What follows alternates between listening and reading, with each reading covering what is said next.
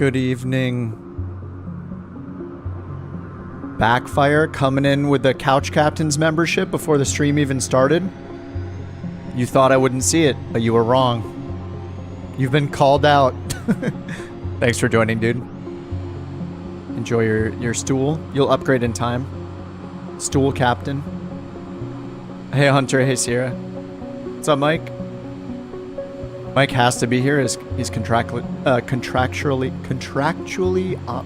I can speak, contractually obligated to be here, so he's here on time. All right, I got my OnAir Company ready to go. Got the Comanche out of the hangar. See if you guys here already. I'm right down here. Tie downs are still in and everything, so got to get this thing started up. All right, OnAir Company. I'm gonna get the SayIntentions ATC going as usual. We'll see how the improvements have gone since I've used it on Thursday. There's like a new version of the client, you know, bug fixes. We'll see if we hear anyone on multiplayer. I don't know. We'll see what happens. Oh, speaking of crash detection, I believe I have that off from the weekend flight. I have all sorts of nice things turned on. Auto mixture, we'll turn that off. Unlimited fuel off. Aircraft lights, I had that on automatic. I have to enable crash damage. I don't think I have to enable stress damage for OnAir Company, but I do have to enable crash damage, or it will not let me start my flight.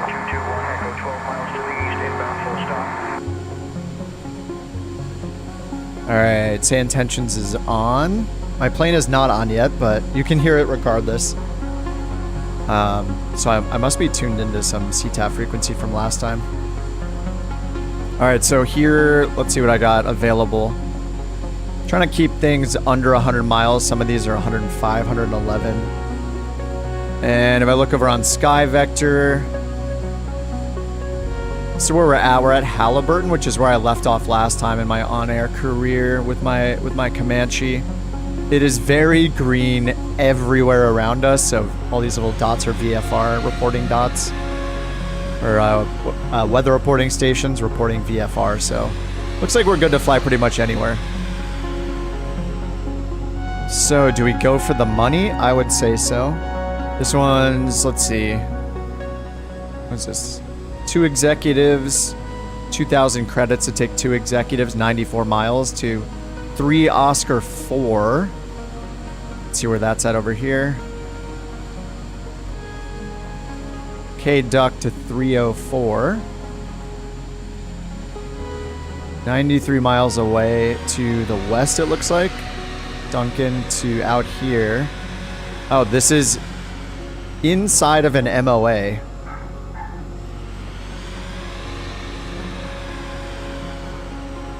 It's funny, the dog, I don't know if you guys heard the dog, the puppy bark just then, but she has been quiet like all day and sleeping, and literally just woke up because I hit start streaming, and now the barking begins.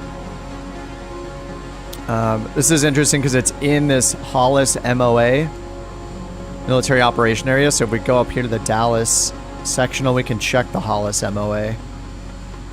I mean, we could just ignore it if we want, but we would come over here and look for the Hollis MOA, see when it's active. Sunrise to sunset. I mean, technically it's past sunset Monday to Friday, so this should be cold right now. So we should be able to fly through this no problem. Maybe if I remember, I'll ask SayIntentions, but I don't think it supports MOAs, but we'll find out.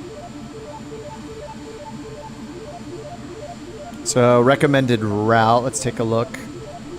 This is a recommended route. Wow, that's a lot of detouring. Looks like it's, what's it avoiding here? There is a restricted airspace here as well, 5601 Bravo. Why does it go straight north? Yeah, it looks like it's trying to avoid the restricted airspace, but then it kind of goes right through it here. So maybe this section, 5601 Golf, we're able to go through that, and then we'll see. I'll probably not do this to avoid the airspace. I'll probably just go more direct just because, you know, just for the simulator. But yeah, I guess we could. There's so many restricted airspace around here. KDUC, yeah. Delta Uniform Charlie is the starting airport.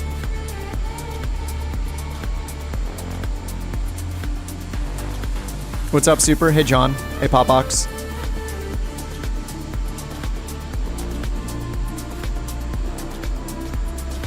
It's always interesting to look at the routes. Since SkyVector is a real-world resource, these are like real-world routes.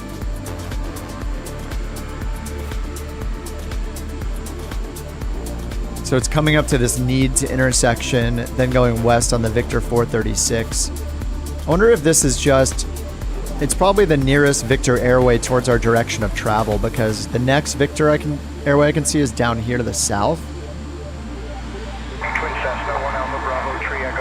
So that could be it. It was in the title. It's all good. The titles can get pretty long. Twin Cessna 2 mile final. No problem. Should be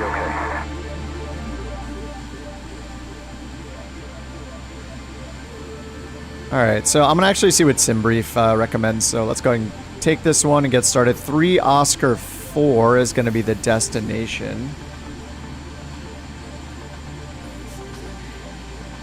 Alright, I'll put that in the top of the screen there for you guys. I changed the font there, so if it's an O, it won't have a slash in it. If it's a 0, and if it's a 0, it will have a slash through it. Okay, so accepted that. Let's go and get the plane ready to go. Hey, Elaine, what's up? Hey, Liam. What's up, Steve?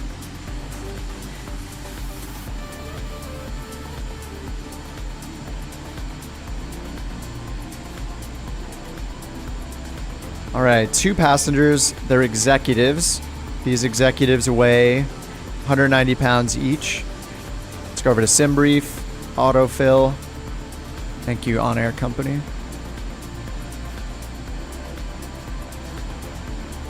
This looks like a similar route. Is this the same route? Carif, Victor 440, BVF, Tango 422, Aces. It might be... Oh, no, it's a little different. Okay, it's taking a slightly different route. It is going to the north, but it's not starting out by going straight north. It's going northwest a bit and then joining the Victor 440. So a different airway as well. Where is the 440? Up here. Okay, this is up towards the Burns Flat VOR, and then after that, it's taking us on the Tango 422. That's an RNAV airway right here in blue. 4600 for GPS use, Tango 422. That'll take us this direction, and then Aces, and we'll break off from there. All right, cool. Yeah, that sounds good. This is probably a little bit faster too. Let's see, 106 nautical miles over here was 137. So we will go ahead and take the SimBrief version. I'm going to copy the SimBrief route here and put it in SkyVector and then hit enter. So now we have our SimBrief route shown here in SkyVector. All right, we'll go back to our VFR sectional.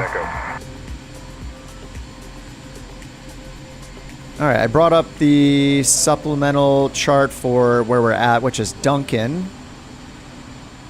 So I'm just getting this through SkyVector. I don't think you can get the supplemental charts in Navigraph, which is kind of annoying. Is the music a little loud? Turns down quite a bit. Maybe before it was loud. Let me know if it's still too loud. I can turn it down. That is muting it, right? Okay, yeah, cool. All right. Yeah, if it's annoying you guys, let me know. I'll turn it down. All right, so this is going through one MOA right here, but we'll ignore MOAs for now. I don't know if it supports it. I think I'll try to ask if it is hot or cold and see what it says, just out of curiosity. Washita MOA. This one might be a sunrise sunset one as well. Washita. Yeah, all of these are 1 hour before and after sunrise and sunset, Monday through Friday. Or we could always just, you know, we can fly over them as long as we're above these altitudes listed. So above 8,000 feet for Washita or Washita. And then the Hollis one was 11,000 though. We could go that high in the Comanche. We can go up to like 15K. But that is fine. All right, sim brief is good. We have 2 passengers listed. VFR and pounds generate flight. What's up, Dave?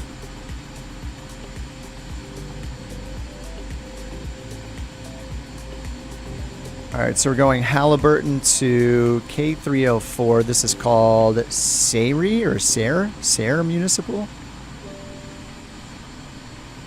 3 Oscar 4 SAYRE Municipal. I'm gonna say that wrong. Is it Sayre or Sayre? It's probably a city, and I'm butchering it. Katana 422 Mike Whiskey turning final runway 19. All right, and it's recommending 6,000 feet for our altitude. So we'll do 6,500 westbound. And if we want to avoid that MOA, we would do 8,500 feet would be better. I think SimBrief takes into account wind and terrain as well. So it might be trying to avoid higher, like some of those winds going higher. All right, airtime is only 51 minutes. It's funny, I feel so slow just not simming for a couple days. Like I've been playing Escape from Tarkov like everybody else the last few days. Been watching it on Twitch a lot and playing with my friends, and it's very impossible and fun. But haven't flown since I loaded the sim yesterday for a little bit, but haven't really flown much since Saturday. So I am very slow. All right, import sim brief. 28 gallons, so we'll top it up to 30 and even 30. 15 in each wing. That's all good. 190 pounds. So we need 2 passengers, 190 pounds each, and 15 gallons in each wing. All right, let me hop in and oh my God. Let's open up those windows. Sorry, dog. Dog, we have 2 paying customers. You're going to have to be out of the plane this time. I'm sorry. Sorry, boy. We have no baggage, so we'll take that out. Let's just get this whole door open, actually. It is steamy in here. All right, let's get this off and bring up our checklist. Actually, just to abbreviate things, I'm going to hit inspect here. Everything's green. And we can also go to controls here and take off the chocks, the tie downs, pitot cover. Can do all that straight from here to save time. Visible passengers are on. We're gonna take these 2. It's funny, we've pretty much been taking these 2 same people every single time. Like their private pilot. That's how we make the big bucks. Exclusive pilot just for these 2. And our total payload down here. Let me hit fly now. Minus 10 hours offset. Comanche trim is moving by itself. Is the autopilot on? Actually, no, the autopilot doesn't have authority over the trim. So that wouldn't be the case. They like the flight environment. All right, 402 pounds. We need 444. Some light passengers. 27. That needs to go up to 44.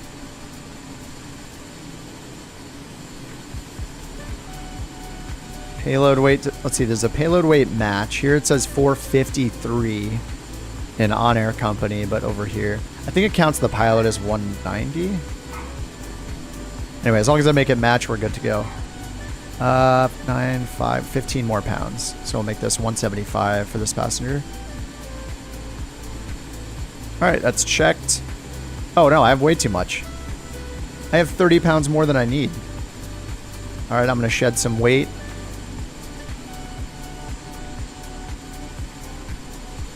People just ran a marathon. 439. So weird how it doesn't match perfectly, like what this payload says, and then over here what the total payload says in OnAir Company. But as long as it's set up, we're good to go.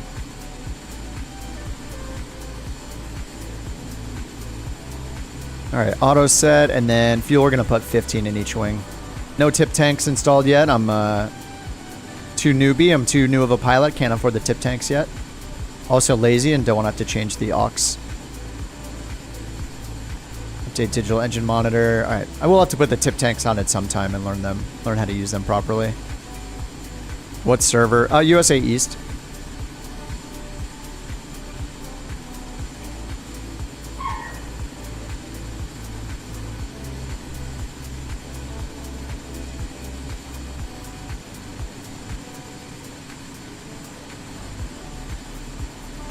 Dog's barking at her reflection right now.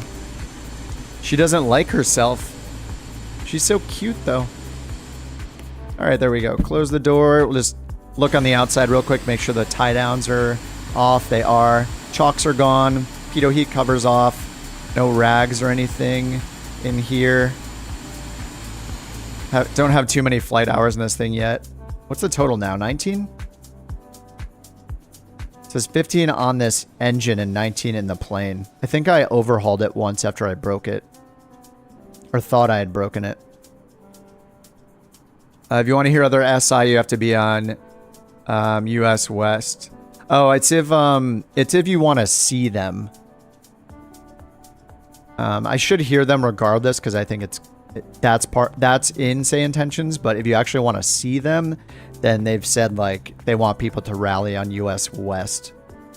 Maybe I'll change it next time. But we've been on East for a while now, so I used to be West only, and now we've been East for a bit, and we'll have to change it back to West. But all right, mixture rich, throttle full or prop full forward. Get our throttle cracked. All right, all this is set. Rotating beacon is always on right here. Everything else is off. Nav lights are still off. This radio is off. Hey, Ghost, what's up? Where are we flying to? We're going to the west here to Sayre Municipal. Sayre or Sayre? Actually, that reminds me, I need to look it up. I'm going to bring up, looks like we don't have any charts. We have a supplemental chart for that one. All right. So yeah, we're going from, are we staying in, yeah, we're in Oklahoma, staying in Oklahoma. So here's Sayre Municipal or Sayre. I don't know how to say this. So we have a little bit of information about the field here. So CTAF, untowered airport. Looks like we got Pappies on both runways.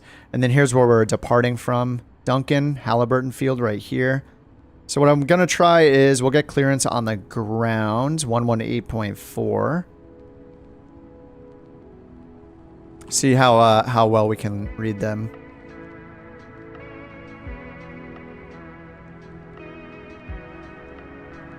Clearance delivery, AWOS, we have 119er075 or a phone number, and then we have our 1186 for departure if we can't get the clearance delivery online.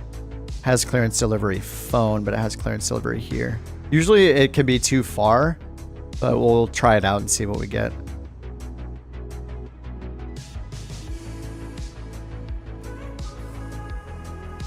Okay, pre-flight complete. We did our check. Passengers are briefed. We'll just say they are. Seatbelts, control lock, all of that is good. Flaps up. They are. Gear switch, parking brake. All right, and let's make sure we're neutral here. We are. Hey, Victor, what's up? Hey, Runman. All right, engine start. Fuel selectors to desired tank. I'm using both on. Make sure rich, throttle is cracked, prop full forward. Carb heat is off right here. We'll unlock the primer. Master switch on and fuel pump on my switch on my Bravo. Watch horizon fuel pressure up to 5. Oh, can I paste the route? Yeah. Sorry about that. Let me do that. Sim brief route right here. Coming at you. Sim brief route in the chat. All right, up to fuel pressure is up in the green near 5. Fuel pump's off. Primer 1 to 5 strokes. How warm is it? It is below freezing. Are we 10 below freezing? We're 6 below freezing, it looks like. Let's give it 5 pumps. 3. How many bites does it take to get to the center of a Tootsie Pop? All right, that's 5. Primer's done. Mags both. Prop area clear and starter engaged.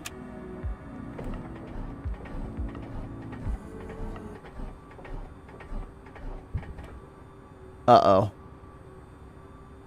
Give it another pump. A couple more pumps.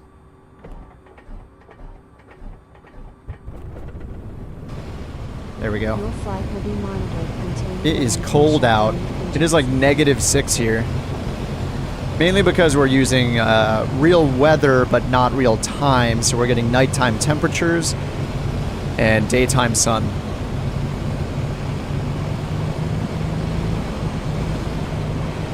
All right, we're gonna lean it out.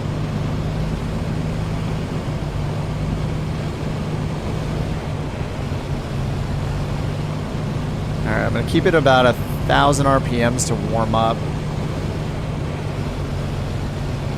All right, hopefully that starts sounding good soon. Mixture lean is required. That's all done.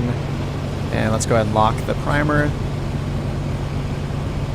All right, that's all leaned out. Rotating beacon is on. Let's put this on. Get our avionics and autopilot masters on. Nav and instrument lights are on. Got the 750 booting up.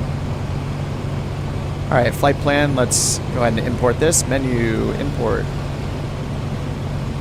Actually, can I set this first? Let me hit the cruising altitude. I think we should do, well, the recommended 6,000.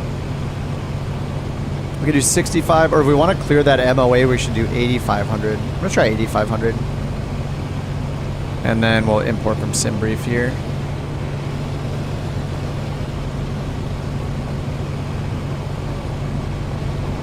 What do you mean the route doesn't work? No arrival, like an arrival procedure, or you mean the destination? It could be because of the K in the 304 that SimBrief and Navigraph put in there. Try taking the K, just do 3 Oscar 4 if you're typing it in manually. The destination. Yeah, SimBrief and Navigraph both put a K in front of them because I think technically that is the ICAO code of those airports, but in the US, we like dropped the K for small airports, I think. If you look at the airport information, I think even on the supplement it shows that, right? If I go back here. Oh no, it doesn't have it here, does it? So it just has 3 Oscar 4.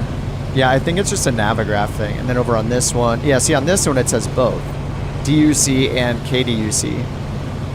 So but I think how it works is only certain ones use the kilo character at the beginning. Kind of designates a larger airport. I don't know what the rule is actually. Maybe it designates a towered airport. Is that true though?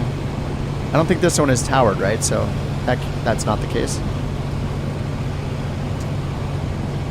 All right, that's imported. Let's double check the route here. KDUC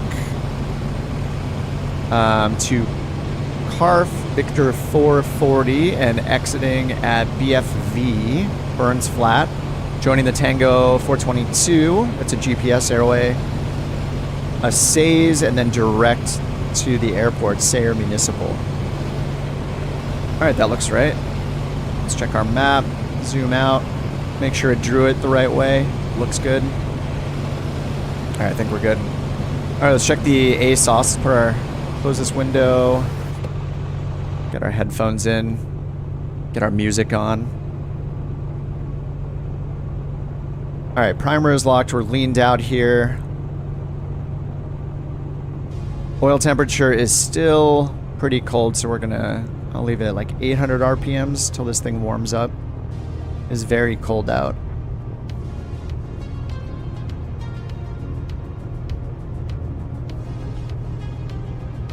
All right, CTAF frequency and AWOS. So we have, or we're going to use clearance actually. So here we go, 119.075. Should get us on field our AWOS. November. What's up, Raccoon? 2020 Zulu. Wind calm. Visibility 10. Sky conditions clear. Temperature -7. Dew point -1. -7. Altimeter tree 0 tree 7. Visual approaches in use. Advise on initial contact you have information November. Alright, we got information Halliburton November. field information November. Alright, let's hop off there. Let's get our clearance delivery 118.4. That's from the supplemental. We'll see if that works. And 1186. Actually, we're going to get the 1184. Yeah, it has KDUC clearance listed there, so that's great. And then what we're going to do is get, let's see here, back to the supplemental. Get the CTAF frequency in there. Unicom 122.8. Alright, so we got CTAF and we got clearance. So let's get our clearance. We want to go to Sayer Municipal, which is 3 Oscar 4. We're going to ask for 8,500 feet. We're going to go a little higher than recommended just to play it a little safer and be above the MOA, just for fun. And I always take notes. Maybe someday I'll make it so you guys can see the notes I'm taking. But I just have Notepad open in the corner of my screen. I'm just writing all this stuff down. Like I wrote down information November. I have our departure and arrival ICAO codes written in. I have our altitude written in. Just everything that I'm going to need to read back. I even have my tail number at the very top of the document. So I know just to not mess up my tail number. All right, let's see if we can get a hold of clearance. And it says KDUC clearance, so that should be, I guess I call it Halliburton clearance. Even though here it says Fort Sill and then clearance delivery. So I think it might be Fort Sill clearance. I'll say Fort Sill clearance and see what they say, just for fun. Everything is for fun, I guess. Keep saying that. Fort Sill clearance, Piper 6063 Echo at Halliburton. Delta Uniform Charlie, looking to pick up flight following to Sayer Municipal, 3 Oscar 4 at 8,500 feet. We are a Piper Comanche slant Golf.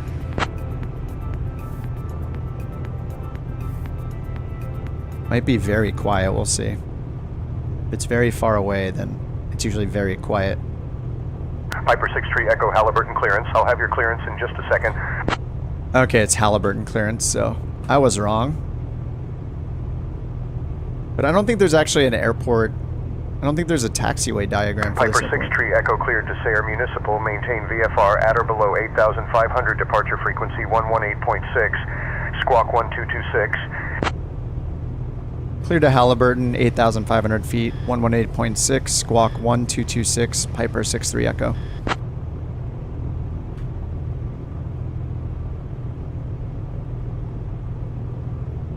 Alright, that is the departure. Piper 63 Echo, read back, correct? Alright, cool. That is the departure frequency I had. So we'll have CTAF. Cool. We're gonna switch over there. So we got our clearance. Now we'll just be on with CTAF and we'll hit up departure once we take off. 1186 for our departure. Alright, readback is correct, so now we're good. Alright, we got the AWAS clearance is done, got the departure. I'm deleting notes now, cleaning up my notepad. I try to keep it to like 10 lines of notes.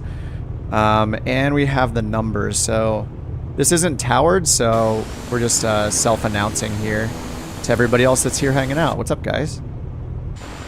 Holy crap. What's up, everybody? Alright. Oh, look, I got React is blue now. I fixed some of the names, so hopefully you guys, most of you are blue. And if you're new and I see you a couple times, oh, Maximus, I've seen you a bunch of times. I should add you. Yeah, after each stream, I try to remember and add people, so you get your little blue name tag. We got the regulars. Oh, Ghoulish as well. And also, if you don't see your name blue, you might need to tell me your actual gamer tag if we're not friends on the sim, because I can't see any numbers that are at the end of it. If it has like a number sign, like pound, whatever. Alright, that is all good. Primer's locked, avionics master is on. Radios are on. I didn't turn radio 2 on. Let me get that going. And our DME over here is off. We don't really need that. Transponder as required. So I need to squawk and change the CDI to GPS. Get our squawk code in, 1226, altitude reporting on. That's set. And we got our departure frequency set in there already. All right, 325 is our first track. Set that here. Actually, I'm gonna hit D to do our gyro drift and B to do our altimeter, which was supposed to be 3037. That looks about right. Squawk 1226, that's done. And our first desired track, 325. All right, 325 right there. Winds are calm here. And our runways are 17 and 35. We are going to the north, so we're going to go ahead and use 35. So I'm going to change my heading bug over to 35 just as a reference.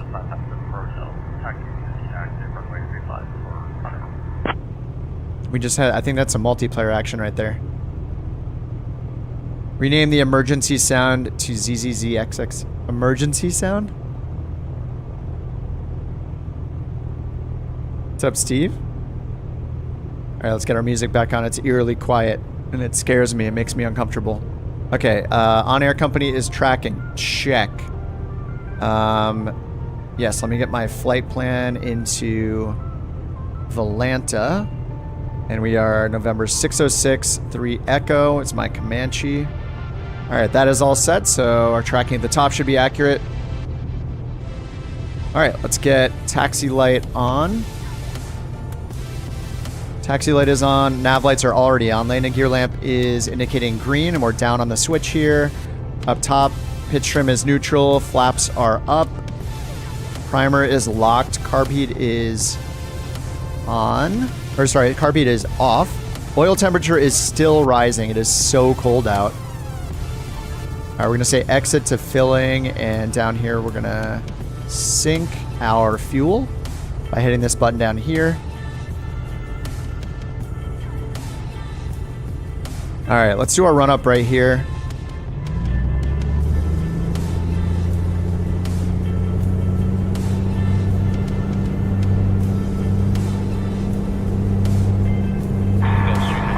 Alright, 2,000 RPMs. Check the mag drop here.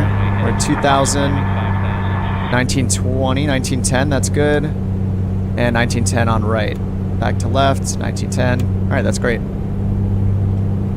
Alright, let's bring it down to 1800. Cycle the prop once. And then we'll test the carb heat. Alright, there's 1800. Feather the prop.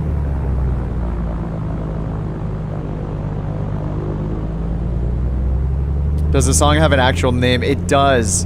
The next time I hear it, I will be very upset. But also, I'll take a look at it. All right, 1800 and carb heat. 10 drop of 20 with the carb heat on. Burton Field, Bonanza, November 69420 is taxi to runway 35 for departure to the northwest. Dude, I just heard one of you guys on SayIntentions. That's so cool. Why is that so cool? I'm such a dork. I think that is so awesome. We're getting like poor man's VATSIM. I don't even want to call it that because it's like better because it's on 24/7. Like I don't know. Maybe I'm like just a fanboy of the AI stuff, but like actually I tend to hate AI stuff. I think AI is just thrown everywhere and it's ridiculous. Oh, that was Maximus? Yes, that's so cool. All right, let's get parking brake off. I think we're all good here. We're lean for ground, and we're gonna go ahead and taxi for departure on. We're gonna go to 35. Halliburton traffic, Piper 63 Echo, taxiing to runway 35, Halliburton. All right, we're gonna make our way over to 35 here.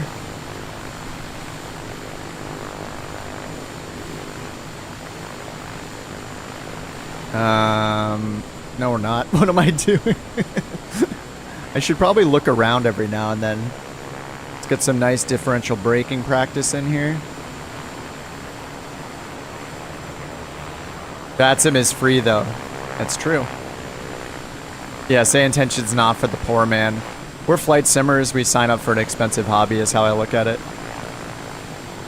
I mean, you first of all need a PC I mean, most people are on PC. A gaming PC alone is potentially $2,000 to $4,000. So, yeah.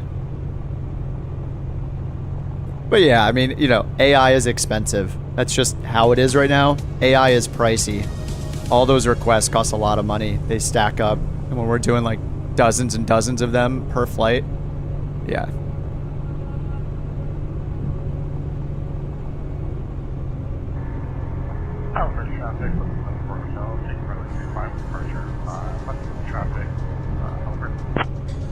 It's so cool. I hear Maximus. All right, we did our run up already. Me thinking I'd save money flying a sim instead of real clown face. Yeah, you want one? That's just chatter, I think. You want yeah, do you want? How much would that translate to? $30 a month. If you fly once a month, that'll get you what? 10 minutes in an airplane, maybe? Maybe less, matter what you're flying. So it would be what, $180 an hour? So that'll get you maybe 15 minutes in a 152 or something. But you can only fly once a month. Yeah, that sim is free, but I don't know. I'm excited about AI stuff in this because, dude, with multiplayer in here, it's like people have just wanted multiplayer chat for Flight Sim anyway. Like just on its its own feature, but now we get ATC on top of it. Halliburton traffic Bonanza, November 69420, active for departures for the north. Halliburton. Look at us with our CTAF callouts. We're professionals. You got the name tag mod, highlighted some of your names. Yeah, it's really cool. It's great when you're flying, whenever you start flying, like you look around and you might see someone and you just see a blue name and you're like, oh, or whatever color you made it. And you just look, you're like, oh, hey, that's so-and-so. I have mine highlighting GA planes as well. There's like 2 different highlight options. You can highlight names of friends, or you can highlight plane types. Big Sierra, thanks for 10 gifted, dude. Congratulations to everyone pulling up your stools. My God, look at all you guys lined up here. This is ridiculous. It's kind of intimidating me. This is a scary group right here. Look at all these planes lined up. I also love CSS. Yeah, I played around with it a little bit. I haven't customized like the look, just the colors, but yeah, it's not too hard. Not too hard to go in there and change some colors around. AI may be good to learn complex zone and class level. Yeah, yeah, for the for different if you're like flying into a Charlie or Bravo airspace, or even a Delta, like just learning the rules. I don't know. It's, you guys know I'm having a good time with it. All right, let's get strobe on, landing light on, pitot heat on, pump on, mixture rich, trim is already set. All that's good. I did the run up already. Elevator trim is neutral. Fuel pump on. Okay, and we are departing to the north, so. Halliburton traffic, Piper 63 Echo departing. Runway 35 Halliburton. Oh, did I say Halliburton traffic or just Halliburton? It's so cool you can hear each other. All right, there we go. Sierra, thanks again for the 10 gifted memberships, man. Everybody enjoy your comfortable flight sim stools. All right, full power. Traffic, downwind for departing traffic for 35, Halliburton. Oh, somebody just said they're checking for departing traffic. Wait, my stick isn't working. Oh, now it's working. What the heck? Oh, that was so weird. My stick wasn't reacting. I had to wiggle it a bunch, then it started reacting. Holy crap. All right, gear up. That was unexpected. I didn't test my flight controls. That's what I get actually.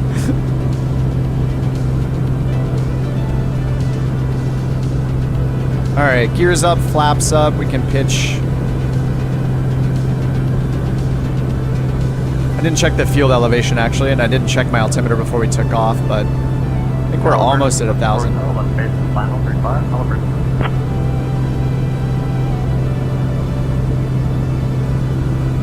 Halliburton traffic, Piper 6-3 Echoes, clear 3-5, departing to the north, final call, Halliburton.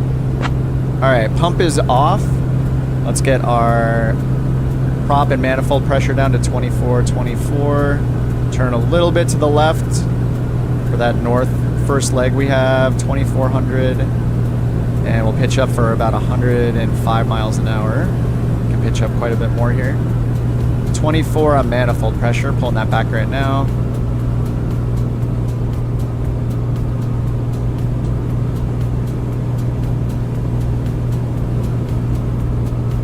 Is my door cracked? Oh God. Oh, the door was cracked. Oh no. I was like, it's a little loud in here. I didn't do the top door latch when I closed it. Oh God. Checklists, everyone. That's what happens when you don't use them thoroughly. Alright, 24 and 24. Alright, we're passing 4,000 feet. Keep climbing. I'm gonna contact departure now. 118.6, switch over. I'm gonna wait for 10 seconds. Cirrus 822 Delta Romeo overflow ramp taxiing to the hold short for 26. Alright, let's get Squawk 2170, I did Bonanza 120. autopilot on there. Turn it on track mode. I just heard another person again. I don't know what departure this is actually. Is this Fort Worth?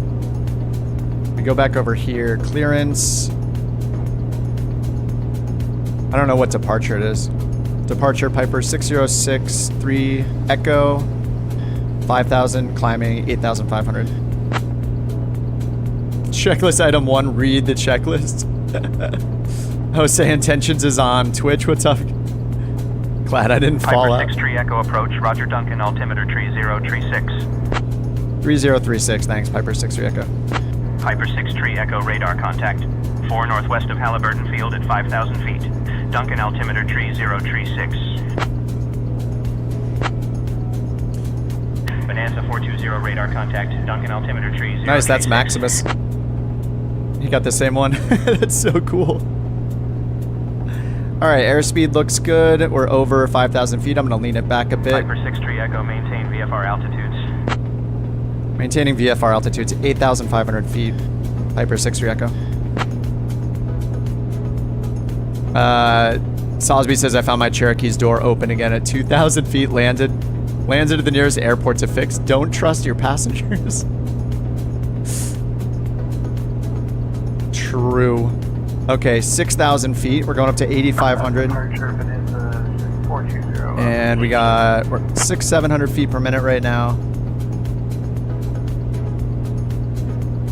Prop is at 2,400. We can add a little power here. Just want to keep it 24 until we get into cruise. 23.7. Should give us a bit more performance. 6,500 feet.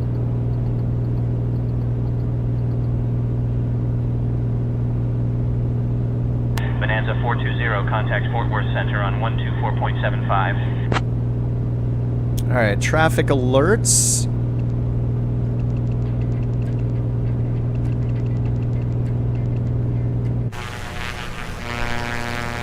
Jeff right behind me. Yeah, this nameplate mod is great. I love this thing. It's so easy to just find most of you guys, though I know a couple of you guys I haven't added to the list just yet. And I should add the Vision Jet to my gold color list too. Jeff's in the Grand Caravan. Cool is in the M500 again. What's up, Dave? Dave in the TBM, of course. Johnny in the Cessna 182? CT 182T? Is that the Cessna 182? Must be. Alright, watching our altitude here. 7,500, 7,600. So we got about 800 to go, and we'll level off at 8,500.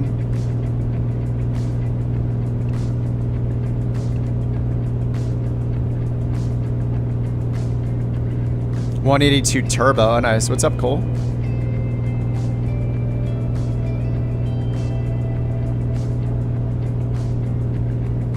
All right, climb checklist. I think we have everything good. 24 and 24 maxes. We did turn off the fuel pump at 1,000 AGL and reduce. So that's your 1,000 foot AGL check right there. Is just fuel pump off and then reduce your throttle and prop to 24, 24. Fort Worth Center on 124.75. Over to Fort Worth Center, 124.75 Piper 63 Echo.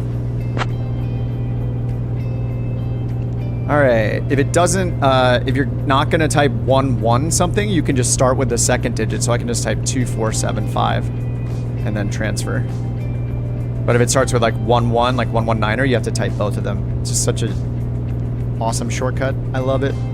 12475 Fort Worth Center, I think you said.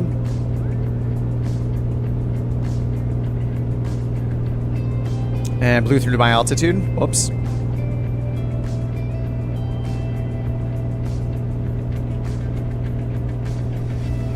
This is an embarrassing time to call in. Hey, I'm above the altitude I said I'd be at. Fort Worth Center, Piper 6063 Echo. 9,800 feet. Descending 8,500 feet. Let them know I'm going to actually descend. Let me pull some of the power out to get down. Piper 63 Echo, Fort Worth Center, roger, altimeter 3036. 3036, 63 Echo. 3036, which is where we were before. Maybe it's one more there. Aux fuel pump's important. Lost the Comanche's main mechanical pump in flight twice and one shot on approach. Enon, don't you have the failure rate turned up to like 5x or something like that, right? Piper 63 Echo, descend and maintain 8,500 feet. Descend and maintain 8,500 Piper 63 Echo. Oh, that's cool. It's calling me out for not being at the right altitude, which I don't know if that's new. I don't think that's happened to me before. Because I was at the wrong altitude constantly, like all last week when I was using SayIntentions. Yeah. The first time was on 1x. Oh man, that's terrifying. So how did you know that the main pump went out? How did you know that like that even happened? Was there a sound? Could you like hear it turn off or something? Or I don't know. How did you know that it happened?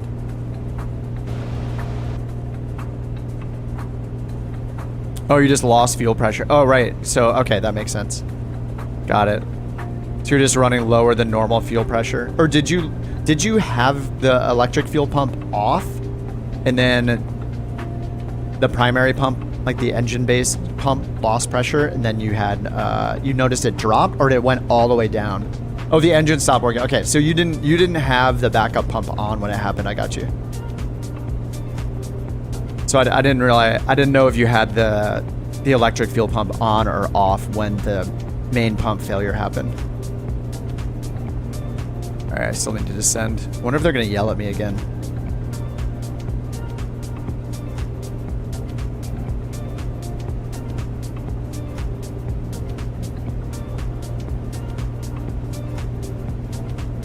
Oh, SayIntentions is over on Twitch, and they said they're slowly adding enforcement back in. So they have, yeah. Oh, yeah. I think it got disabled at one point, right? Yeah, that's the first time I've heard it myself, and I'm usually all over the place with my altitude. So this is bad news for me. Oh no. All right, about to hit altitude holds. All right, I'm gonna go over and get our Comanche power table up here. We're at 8,500 feet. So at 8,000 feet, we can do 2,200 RPM at 21.3, 22 and 21.3. So let's bring that down.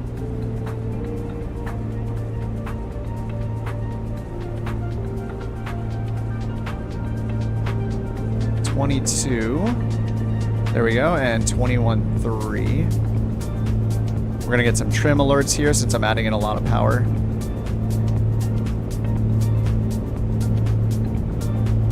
All right, there we go. 22, 21.3. Close enough.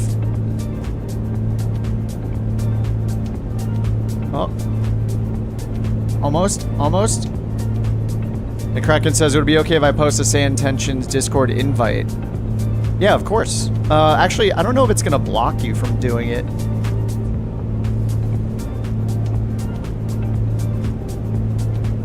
I might have to... It might auto-ban you because of like all the auto mods. I think on...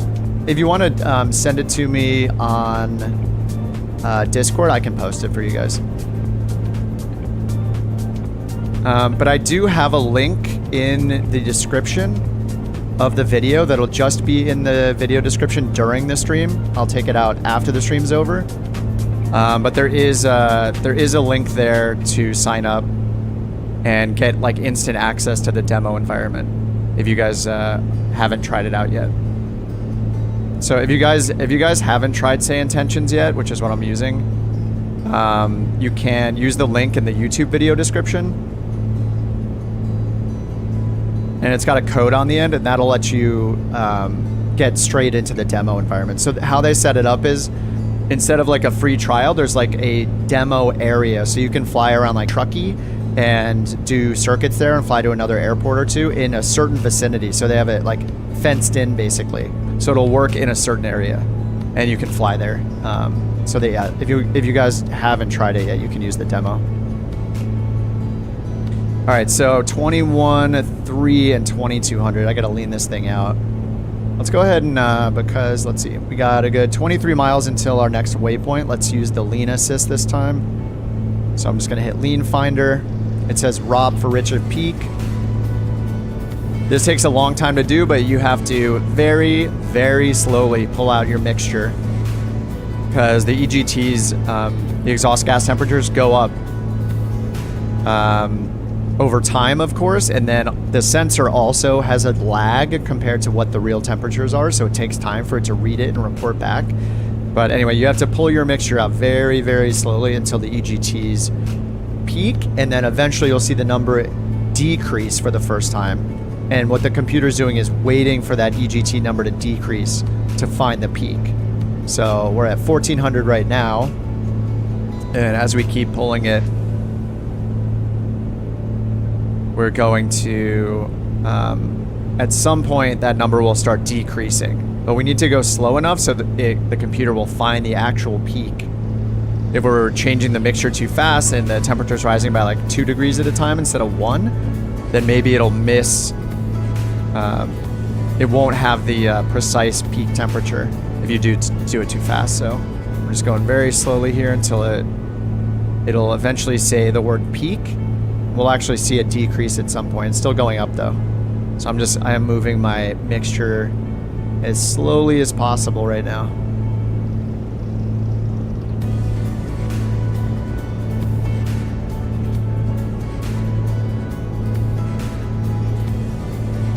It's about to go down, I think. Yep, it just went down by 1. Now it says leanest. So now we get this change in temperature. So what we want to do is we want to go 40 to 50 degrees rich of peak. So we just add in, we're just enriching the mixture now until we get it to say between 40 and 50 degrees. But again, just like when you're leaning it out, you have to do it very slowly. Like I just did it quite a bit there and it's like skyrocketing. So I need to chill for a second. This is the long method to setting your mixture.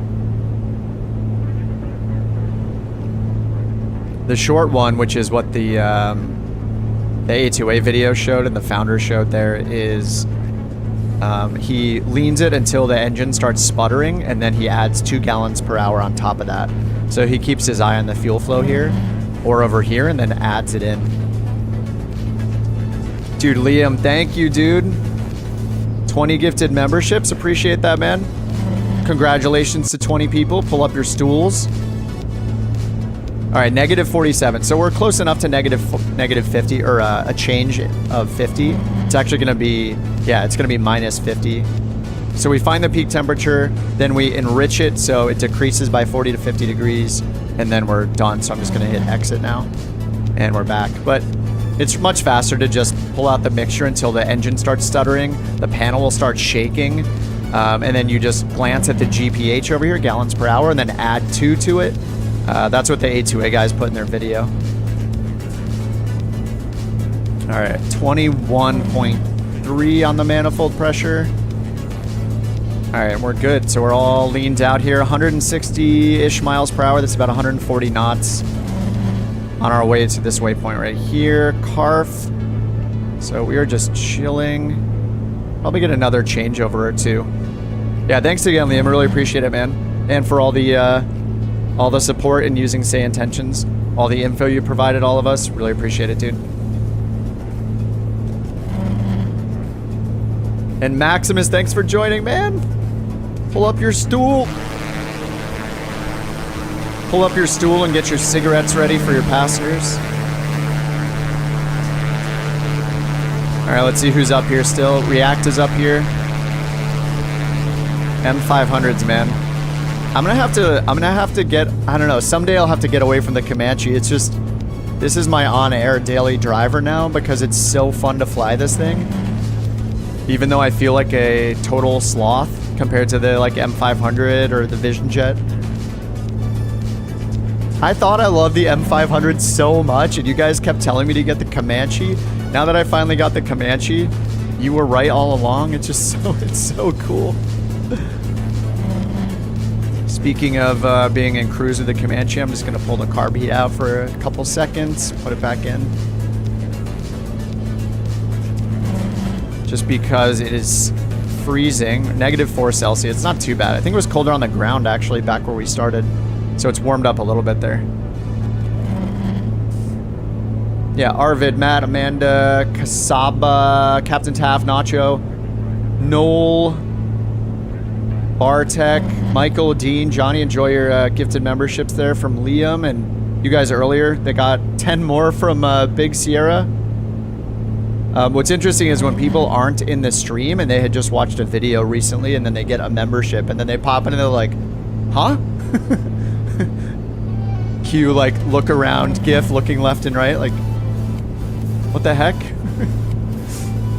All right, we're coming up to a turn here in 10 miles. This is a pretty big turn, so the autopilot in this thing is not very responsive, so we'll probably have to do it with heading mode, turn to the left, and then we will be up to our next waypoint there. Oh, gotta get a Comanche that has your livery, yeah. Glad to sport your liveries if you guys get one for the Comanche. I know you have one for what, the 172. What was the other plane? You have it for 2 different planes. I forget the second one. So like the DA-40 or something? Elaine says, I wish all the planes had the Comanche feature, the feature rich in the mechanical gremlins as it does. Oh, all planes had it. Oh, how feature rich it is. Yeah, yeah. Yeah, it's, I don't know, there's been a lot of planes coming out that have really cool additional features like the M500. The M500, all the black square planes with their failures and like realism. But yeah, the Comanche just takes it to another level. It's pretty insane.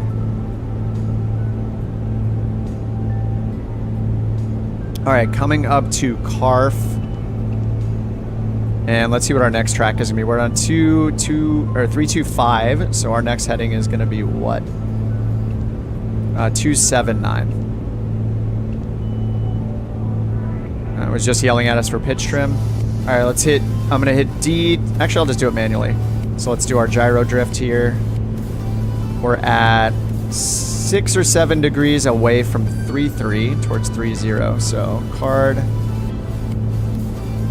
There's 5, 6 degrees, right around there. Gyro drift is real in this thing. I don't know if it's accelerated in this plane. I think it is accelerated quite a bit more than a lot of the planes you fly, even though gyro drift is in the assistance options and you can turn it off. It's on by default, I think, or at least if you have hard turned on, it's on. But I feel like the gyro drift happens a lot more than Comanche, so it's probably more realistic in the Comanche. All right, trim down, doing that. And since then, I've already forgotten our new track here, or our new course, 279. So I'm going to move the heading bug over to 279. Right about, yeah, 279. So I'll just switch to heading mode when we're about a mile or half a mile maybe from the waypoint to start turning before we get there. Then we'll switch back to track mode to get on there. Oh, just the 172 at the moment. More coming soon. Nice. Yeah, if anybody knows any really, really good livery makers, I'm talking like professional livery makers, I would gladly give some feedback and a couple of rounds of input to make some more Couch Captains liveries, kind of like the ones I have on the website. I will gladly pay people for their time if you guys want to, anybody here is interested in doing that kind of work. But I am a little picky, so if it doesn't match like the other ones or like the aesthetic of the like emotes and stuff that Sushi made for me, the artist that I hired to make all the emotes and stuff. But as long as you use those and we use colors that are based off those, I think it'll be fine. I like very simple liveries anyway. You can just take something simple and like plaster the some of the funny emotes on them. That'll be enough. References to smoking, you know. I also don't know where to find someone to do like a custom 3D model because we had talked about that before. Like these kind of custom avatars. If we could, I don't know, I haven't done any more searching since the weekend, but I did a little bit of searching. Didn't really land on anything yet. But like a 3D artist who can make a custom avatar for the Couch Captains for all of us to have and download and use. We could have like custom co-pilot avatars of like, you know, like think like the dude from Big Lebowski in a robe smoking a pipe, or you know, even somebody like more normal looking with just someone a little suave looking in a suit, business executive man with a cigarette hanging out of his mouth, you know, just funny smoking passengers. I think that would be really funny to have too, but I don't know any 3D modelers, and I didn't find one in my short search over the weekend, but I think that would be hilarious. Crispy on the Flight Sim forums. Oh, okay, let me take some notes here.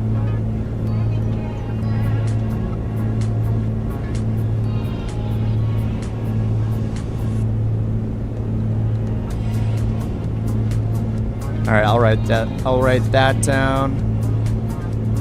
All right, 0.6 miles. Let's go ahead and switch over to heading mode. We're gonna get ahead of this turn so we don't jump past it. And while it's in heading mode, I'm gonna switch the desired track now to 279. Whoops, almost switched the heading. All right, did switch the heading bug. Switch this over to 279 as well. Once we go wings level, I'll switch over to tracking mode again. Look at that, that was perfect. All right, back to tracking mode here, track high. And I'll correct our course a little bit. Need to go a little bit to the north. Fiverr, yeah. I mean, Fiverr is, I mean, that might actually be a legit place. I found the artist that does all the emotes and stuff, I found her on Etsy years ago. We need an airliner one. Simple paint, Couch Captain, emoji on the rudder. Yeah, when I did the one for the CJ4, I put the Couch Captain emoji like towards the back. I think it was just, I couldn't get it placed on the rudder well. It's so hard in Blender. Like, hats off to you guys who have Blender skills, because that stuff is difficult. I've used, like, you know, not 3D software, but I've used graphic design software a good amount in my life, and man, Blender is another beast. I definitely followed like an hour-long YouTube tutorial to even get the basics going. Yeah, it's a lot of work. All right, let's go ahead and look up information for our destination here. It's been pretty quiet on ATC, which makes me wonder if I'm out of range or something.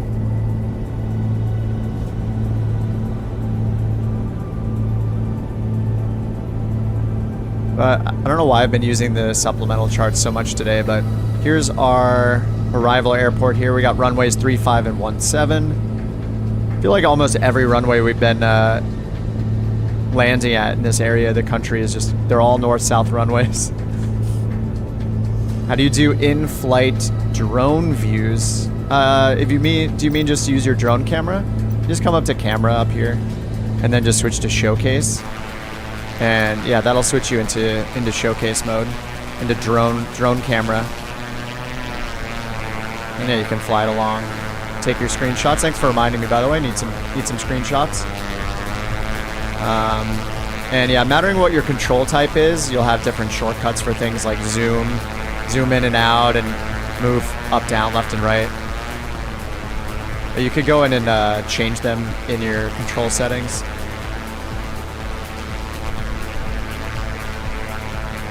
Oh, we got the lens flare there. 1997 Photoshop lens flare effect. Bam. I can't. Elaine says I can't even draw a straight straw man, let alone play with the graphics app. Yeah, it's a learning curve for 3D stuff for sure. It is a skill.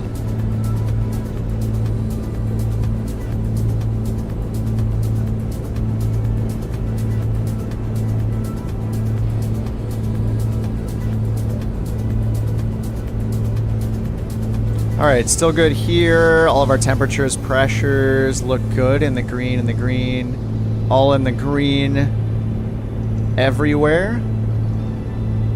14.3 gallons per hour. I think normally when we're flying about 6,000 feet, we're doing about 15.2 around there. So we're saving about a gallon an hour going up to 8,500 feet.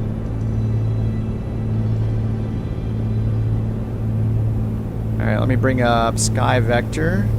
So we've come up this way. We've made our left turn at Carf. And now we're headed over here towards this VOR, the Burns Flat Vortac, over here to the west, which is not far from our destination. So it looks like we'll be on the Victor 266 once we hit the Vortac.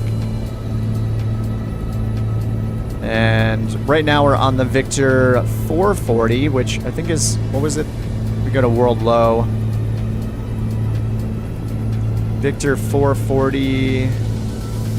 Oh, I thought we were going to the Tango 420. Wait, do I have this wrong?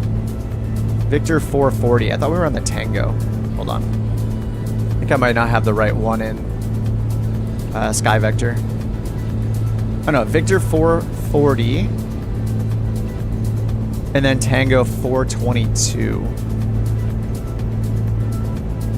Oh, it's way over here is the Tango 422. Okay.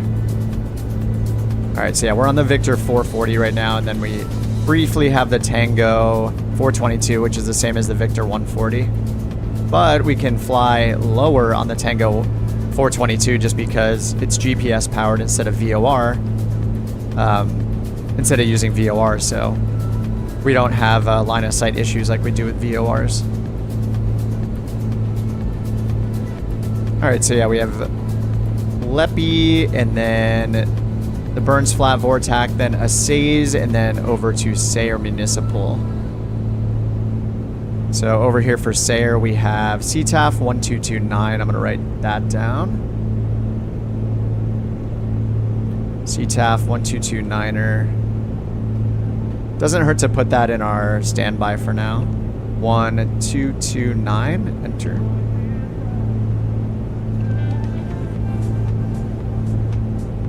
And then, yeah, we got north and south facing runways. We got Pappies on both runways. 4,200 foot runway. And, yeah, the Pappies are based on a 3-degree flight path angle there. Then we have our touchdown, or our threshold crossing height here, based on that, about how high off the ground AGL will be when we cross the threshold.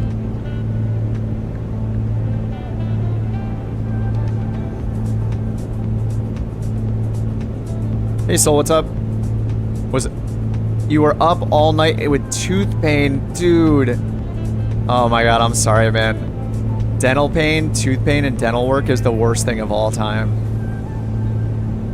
A really long time ago, I had, like when I was a kid, I had a cavity that was not filled correctly by a dentist I went to when I was a kid. I don't know how old I was. It's probably drinking too much soda while playing on the internet, but like 10 years later, I had an emergency root canal that I needed to get done. Because apparently that dentist did not actually fill the decay and clean the tooth out properly or something. And it turned into a root canal. And after they did the root canal, they were like, you know, this isn't going to hold. We're not going to have enough tooth left for the crown. You have to get an implant. It's like, oh my God. So, yeah, I wish I didn't know your pain. Maybe what you had is even more intense, but man, yeah. Root canals and dental work is insane. Flossing is a small price to pay to not do that. Obviously, a lot of the time, like, it's not going to be in people's control. Like, it wasn't for me. What turned into an implant was like a botched filling decades ago. But man, yeah, it is the worst. Oh, you're gonna need a root canal in a week. Oh man, I hope you have a good dentist. I had a root canal like a year ago, and on one of my molars, and I was okay. Close your ears if you don't want to hear this, but Soul, I don't want to jinx you. But I had an extreme amount of pain during the procedure, and I think it's just I picked a crappy dentist. It wasn't like extreme, like for a long period, but like I think, I don't know if this is true. Basically, they couldn't numb my tooth enough, so they basically had to numb the root or something. I don't know. It was extremely weird. It felt like I was getting like an electrical shock. It was crazy. But it only lasted a split second, but it just got my heart racing, and I was just, oh. Sorry, if you guys are skittish, I probably shouldn't have said that, but yeah. I hate going to the dentist. Speaking of which, I should probably go to the dentist. Just get a cleaning. I have been religiously flossing since that happened. The dentist helped today, though, when it crashed. That's great. This was very good. She was incredible. Yeah, I think I just picked a bad dentist here in LA, and I need to pick a new one, or I should go to the one that my girlfriend goes to, really, because she's been going for a while, but I was just in the need of one day, and I just went, like, found one through the network, whatever, through my insurance network, and yeah, it was not great. I will not be going back there. All right, let's sync our card here, and let's see how we're doing. Probably need to start descending soon-ish. I always check my descent, like, way too late. Let's see if we can get the AWAS there. Is there AWAS available there? I don't see any mention of weather anywhere here. So we might have to overfly the field. So I'll just do that. I don't usually do that, so let's overfly the field, look at the windsock visually, and then decide after that, fly a pattern. So we'll go here to waypoint info, frequencies. Actually, if I go to weather data, do we have anything? Yeah, no METAR, no TAF. And I'll just go to info and check the elevation, 1923, so call it 2,000, so 3,000 for pattern altitude. And if we're overflying the field, tack on 500, so we'll do 3,500 feet.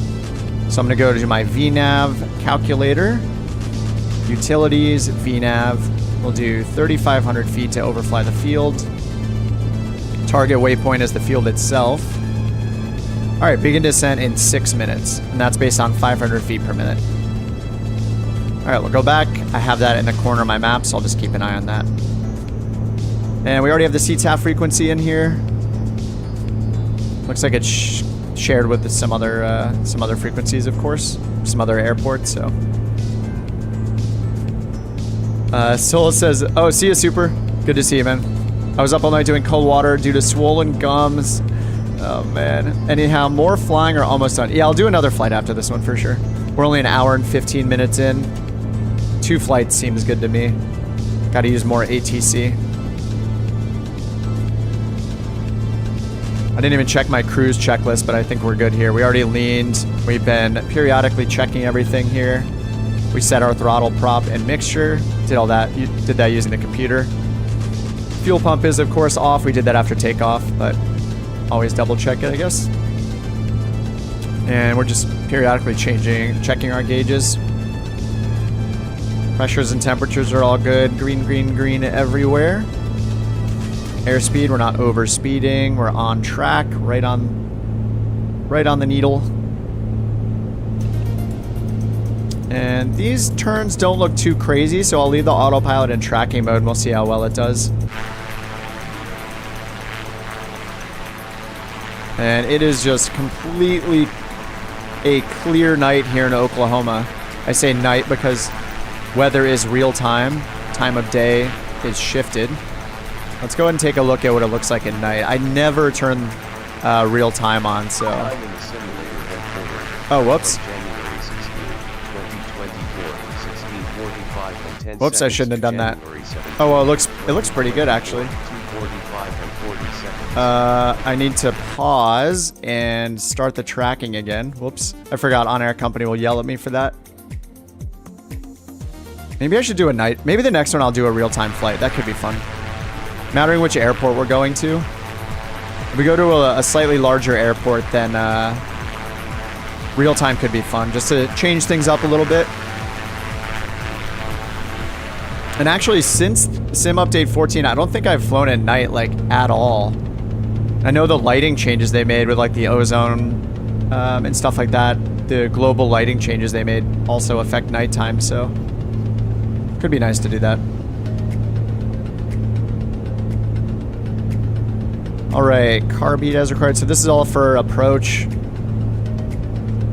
And until then, we're pretty good. I haven't heard any chatter, right? So... Let's just do a radio check. Fort Worth Center, Piper 6-3 Echo, radio check. It's been kind of quiet. So I'm worried that we didn't get handed off to another center controller or something. Piper 6-3 Echo, roger, altimeter 3027. 3027, 6-3 Echo. Alright, well that's good. We got 3027, which is quite a bit off from our current setting.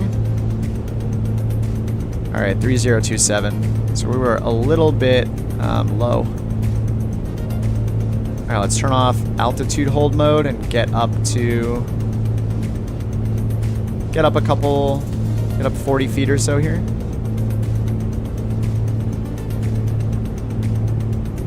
Alright, altitude hold back on. Gotta be precise. And speaking of precision, I can give it a 0.2 more, 0.2 inches more. There we go. 21.3, 2200. Exactly right. 66%. Alright, check our fuel. What are each of these dots? 5? I wonder if the needle goes to the left of this dot. Is that 5, 10, 15, 25, 30? It must be.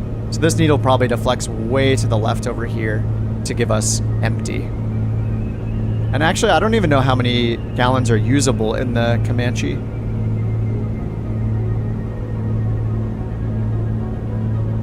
Alright, outside air temperature. We're at -4 still. Same as last time.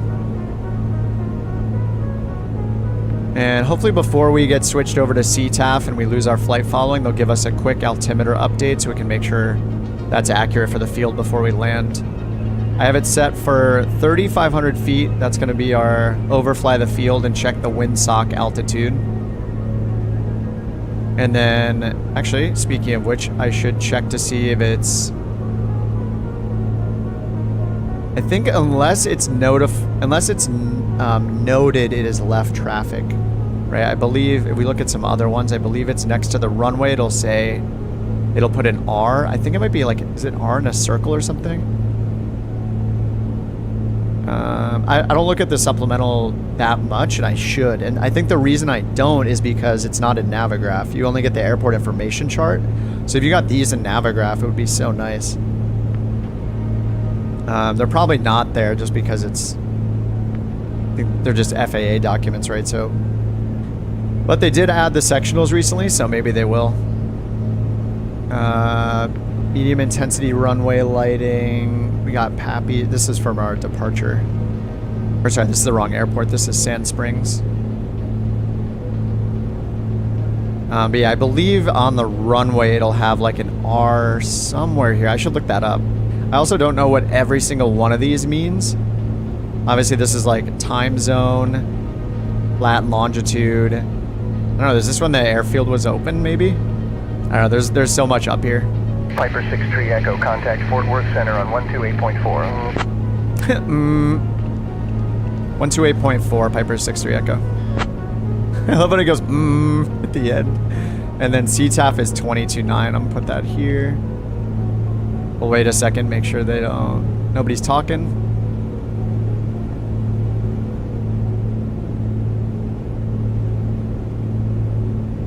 And we're about to pass this point, so this would be good to let them know, I guess. Burns flat. Fort Worth Center, Piper 6063 Echo, 8,500 feet, about to pass Burns Flat VOR.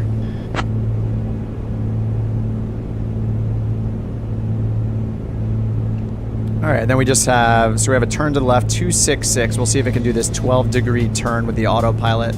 Piper 63 Echo, roger, altimeter 3024. 3024, 63 Echo. 24. All right, that's probably good. All right, 3024, CTAF. Bonanza 420, Fort Worth Center, roger, altimeter 3024. I think that was Maximus, so I think we either stepped on him or it's like asynchronously giving him instructions too, or we were talking at the same time. But we just heard the reply back to him.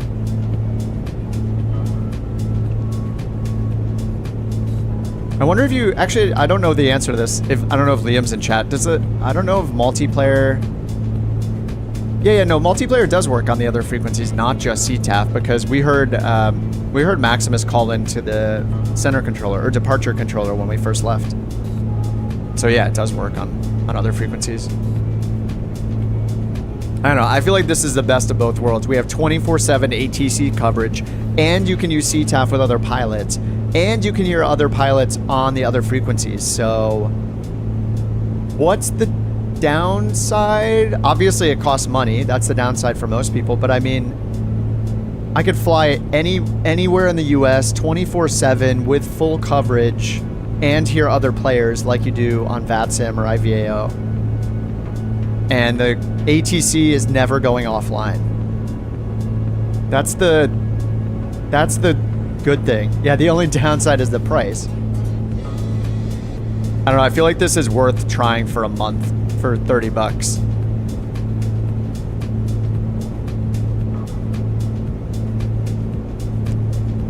I mean, AI's expensive. Piper 63 Echo, contact Fort Worth Center on 132.45. Bonanza. Whoops. 132.45 Piper 63 Echo. I heard him giving the Bonanza one before me reading it back, which is fine. 3245. So actually, let's transfer first and then change the standby to 3245 and then transfer again. So I have CTAF in my standby. Fort Worth, Piper 63 Echo, 8,500 feet. Whoops, we're at our vertical speed. Whoops, vertical speed required, 600 feet per minute. Start that descent. Oops. Piper 63 Echo, Fort Worth Center, roger, altimeter 3024. 3024. 3024. All right, that's still set. All right, we need to go 650 feet per minute now, if possible. Pull that power way back. Fort Worth Center, Bonanza 6940. All right. At 6,050. All right, 2,000, or sorry, 20, 2.5 miles Fort to Worth Center, roger, altimeter Say's. 3024. Brian's here, y'all. What's up, Brian? Oh, we stepped on each other, yeah. Yeah, it's pretty awesome. Yeah, we both got our responses from it, even though we stepped right on each other at the exact same time.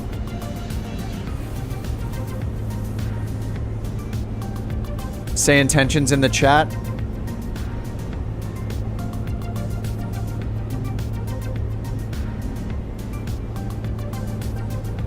All right. 530 feet per second, or feet per minute required. This vertical speed indicator is so interesting, like how, like 500 is just a little deflection of the needle. There we go. All right, 502. I can add a little more power here. We're slowing down quite a bit. 150-ish miles an hour. And here comes our turn, 247. gonna hit D to sync our gyro again. All right, 247, right about there.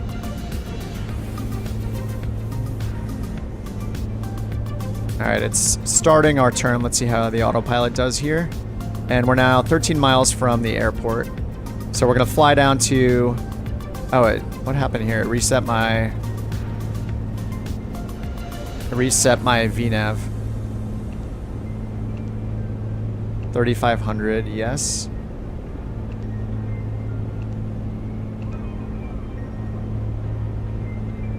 Vertical speed required is gone.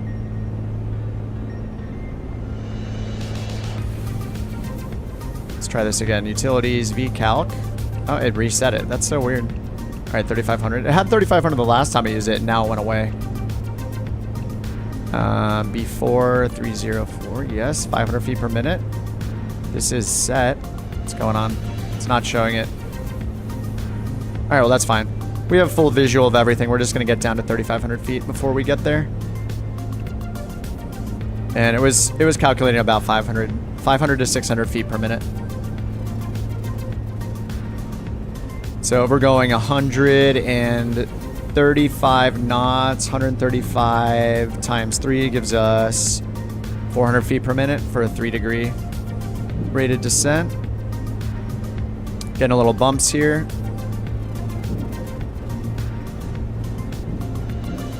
I'm going to get our prop speed up to 2,400 again.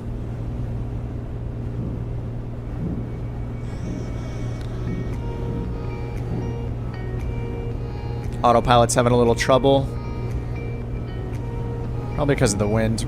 Getting thrown around a little bit here. Alright, so we've got... CTAF is in already. 1229. It's the same as a couple other airports, so we're seeing it say different things. But yeah, right here, CTAF for Sayer. I assume it's pronounced Sayer. We'll see. And we're gonna overfly the field, and then we're gonna land on 3-5. So we'll overfly and then left turn, left turn, left turn for 3-5.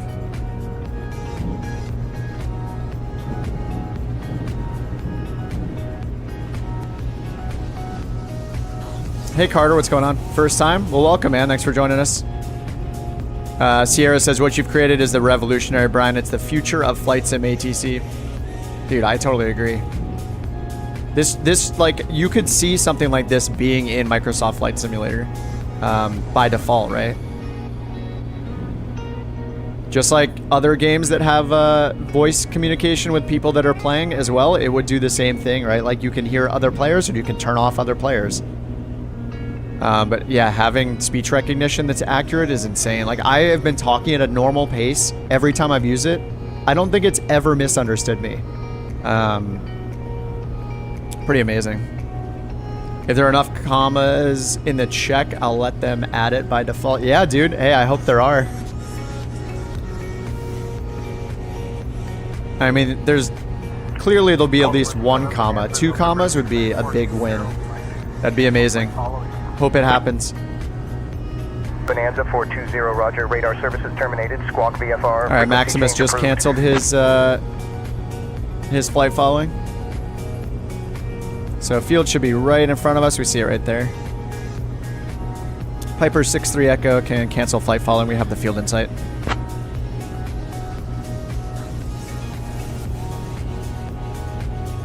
All right. Whoops, I hit ident by accident. 3 commas. Piper 6-3 Echo, roger. Radar services terminated. Squawk VFR. Frequency change approved. All right, squawking VFR.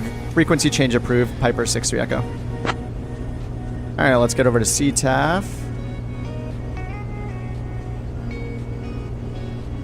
Sayer traffic, Piper 6-3 Echo, 4 miles to the east. We're going to overfly the field and enter the downwind for runway 35. Sayer. Oh, it is Sayer? Nice. All right, we're at 4,000 feet. We're going to descend down to... Speaking of which, 4,000 feet, I'm giving it full mixture and making sure... Just giving it a little more power and 2,400 on the RPM max. All right, yeah, we're going to overfly the field at 3,500 feet, and then we'll make a left traffic around for 3-5. Well, that's what we're assuming. We're gonna take a look at the windsock though. Cessna 167 Foxtrot 9 are clear of the active turning right crosswind runway 25. Will it work for IFR? Yeah, it's in their plans. But the devs, I had a hunch, and the devs have said that IFR is easier because you don't really deal with airspace. You basically presume everyone's cleared through every airspace, and you just enforce altitudes and waypoints. Turning final for runway 30 full stop. I think maybe the hard part of IFR is going to be like SIDs and stars. That's probably a lot of work, I would guess. Especially with like speed restrictions, speed restrictions, and altitude restrictions along those. All right, I'm going to switch over to heading mode and altitude hold. Whoops, I'm a little high. Let's see if we can spot the windsock from here. Do we have a windsock? Is that it over there? Negative. Oh, it's right here. It looks like the other runway is preferred, actually. Yeah, other runway is better. So now that I've gotten myself into this pickle, I'm gonna have to do a full circuit, basically. All right, let's get autopilot turned off here.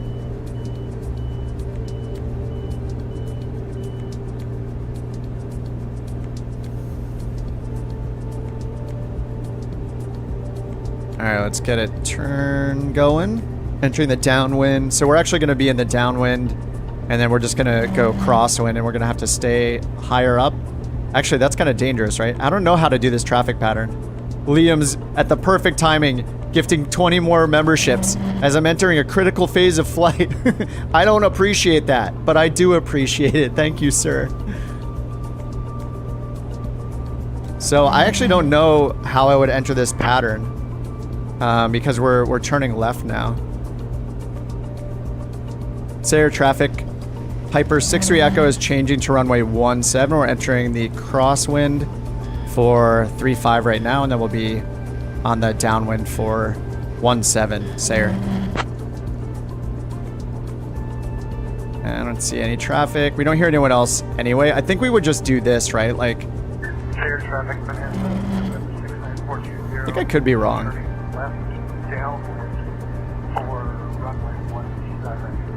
Yeah, I think Maximus is doing the right thing. Yeah, anyway, I don't know. I don't know the procedure for this. I think we just stay in the circuit, basically. And as long as nobody's announcing they're departing from 17, I think we're fine. At least you don't have the kazoo. Yeah, it was very long, and it didn't fit the channel, really, so. Diamond Star 5690, departing runway 28, straight out departure. Cherokee 27 Echo. So I finally took the time to update it after we were getting a bunch of memberships gifted. Really appreciate it again, Liam. Thanks so much, dude. Pull up your stools, everyone.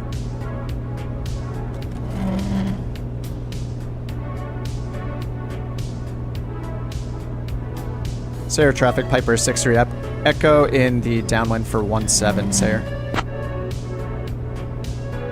All right, let's get slowed down here. When I say fuel elevation was about 2,000 feet, so we need to get down a bit more. 120 knots, I can get gear and flaps 1. We'll announce our base, we'll announce our final. Yeah, I'll need to switch to USA West because that is the home multiplayer server of all of SayIntentions traffic. They've called USA West, so I think it'll be back to home turf on USA West.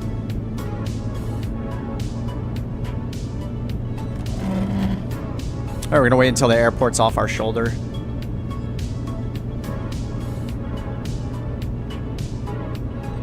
Bit more than that. It's kind of a wide pattern, I think. Thanks again, Liam, for the 20 more gifted, dude. Was that 40 today? You're a madman. Thank you so much, dude. All right, that looks decent. Also, we wouldn't see all these names here. We would just see this, so. But I do see Maximus right there. So we would keep an eye out for him. Sayer traffic, Bonanza 420, turning base final, runway 17. Sayer. Sayer traffic, Piper 63 Echo, base runway 17, Sayer. So we see Maximus, we got him in sight right in front of us. Sayer traffic, we got the Bonanza in sight.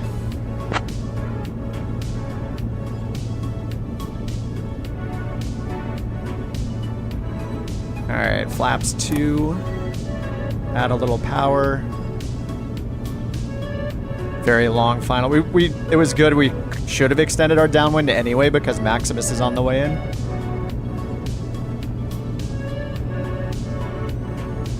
Sayer traffic, Piper 63 Echo, turning final runway 17, Sayer. I'm jumping in front of Maximus. Should have let him call.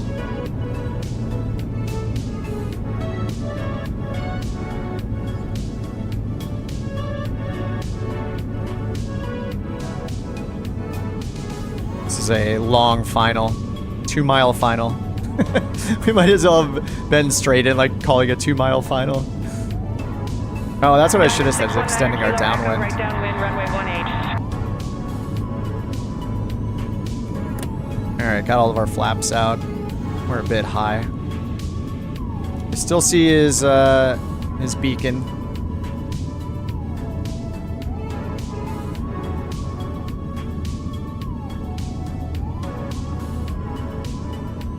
Alright, fuel pump is on. Prop full forward, mixture rich.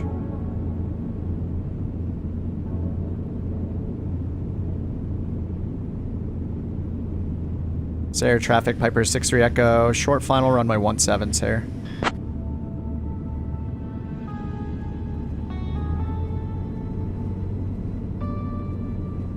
Alright, 1 red light finally, there we go. It's nice that this airport has pappies. It's awesome. Alright, 2 reds adding power. Just a little bit. So I don't undershoot it there. There's a truck on the runway. It's fine.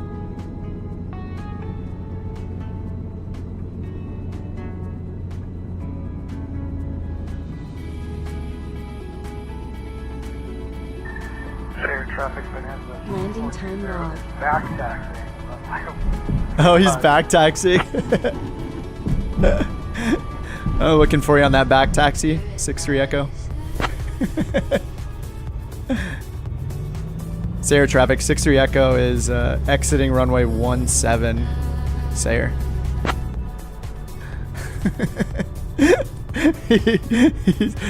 Maximus is laughing that he's back taxiing.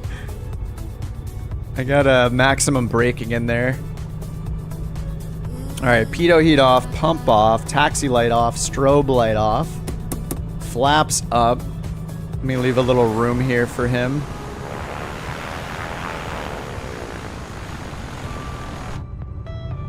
Actually, I can do this at parking. Pitch trim back to neutral. There we go. Alright, now we got these passengers to drop off. Oh, Veerman and Based are coming in already. Let me see if I can park here.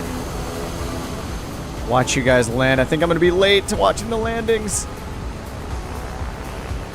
Sayer traffic, Bonanza 420 is clear the exit runway, Sayer.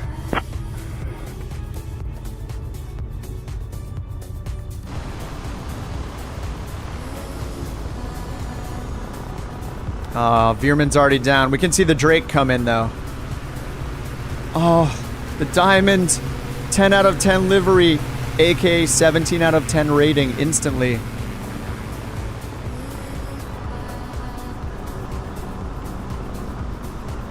Wait, is that the... Yeah, that's the stationaire, right? That's a 182 that Raccoon's in.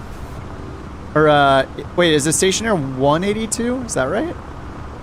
Oh, Ghoulish is coming in.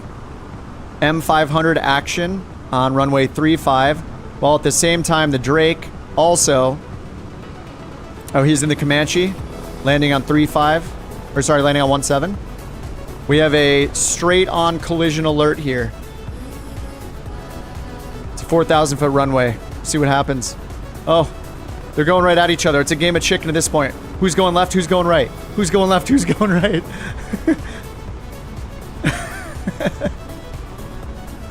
Oh, narrowly avoided wings touching there. Drake's doing a Comanche off-road taxi. You gotta love it. He's drifting a little bit, trying to kick up some dust. I miss Ghoul's landing, but I mean, look how good he looks. That's what counts. All right, let me get this thing shut down. We're gonna do another flight here. How long has it been? Hour and 40 minutes. Yeah, I want to do another one. All right, so after landing, we got flaps up. Strobe and fuel pump are already off. Mixture lean as required. Oh, this is how I foul up my spark plugs. All right, I forget to lean it when I get off the runway. All right, trim to neutral. That is set right there. Pretty good. Let's do parking brakes set. Yes. Radios, transponder, avionics master off. All right, so off.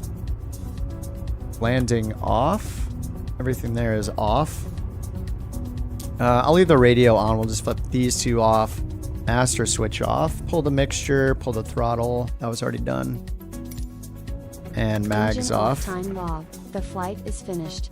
It has been monitored. All right, we're gonna leave the chocks and stuff off because we're about to just restart this thing. Let's crack the door. Let the passengers out.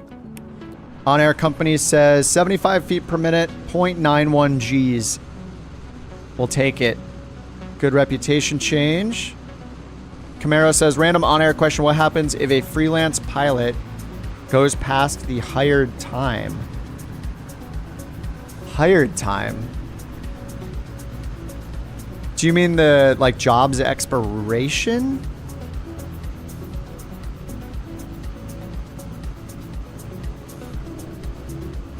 I've actually seen, like, freelance planes just sitting in my hangar forever after I do a freelance job.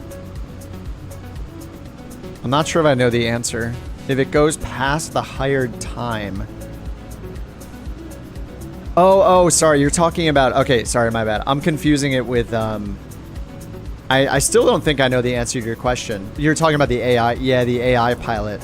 Whenever I hear freelance, I think about using the freelance job finder, like a route finder. All right, we have our windows open here, which is crazy. Even it's -6 degrees outside, but I don't want this to steam up. So let's find another one real quick.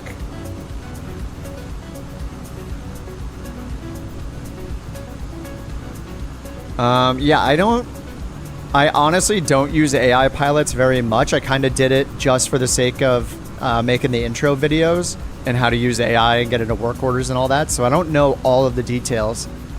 I would actually myself go and check the like on-air documentation to see what happens. I would hope that they just finish the flight though. Like, are you saying that you hired them for a day, they work 20 hours, they have 4 hours left, and then you put them on an 8-hour flight or something? I'm not sure what it would do, actually. I don't know if it'll penalize you or what, but I would hope that he just finishes his current flight and then he disappears from your employee list. That would be my assumption, but I won't know. You'll know before I do, actually. All right, let's pick something under 100 miles. Hopefully we can find something even shorter than that. Do a little hop here. And I'll do 800 pounds payload. And if we do a night flight, let me see if there's anything available. There's a major airport with lighting. I think I'll do a night flight for the second one. Could be fun. So we do have Childress Municipal Size 2 Airport, KCDS. Let me go look up KCDS here.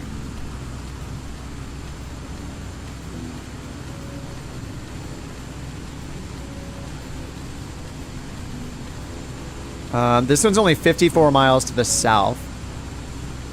And it looks like we just have maybe a direct flight.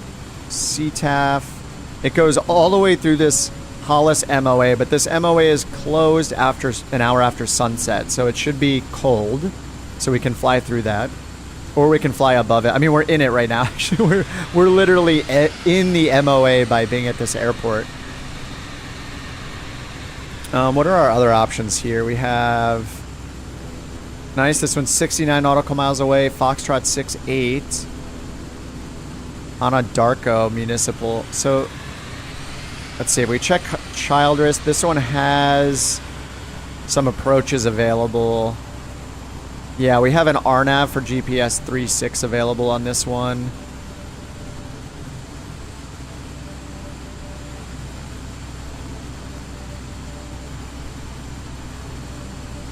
Circling not authorized at night. Medium intensity runway lighting's 1.8 and 3.6, and this is for 3.6. 6,000 foot runway. So I think we could land here. We have an approach to fly. So we could do an RNAV approach. Let's see. This is if we come from the south. ASOS and Fort Worth Center and a Unicom. Okay, and then our route would be, we'd be coming in from the north, but we could fly down to the south and take one of those initial approach fixes off to the east. Let's see, it looks like we had one to the east down here. We have Hutom. So we could come in from the north and fly like, oh, we have P-Way over here. We could fly to P-Way, then Hutom, and then in. And then do the RNAV approach at nighttime. That could be cool.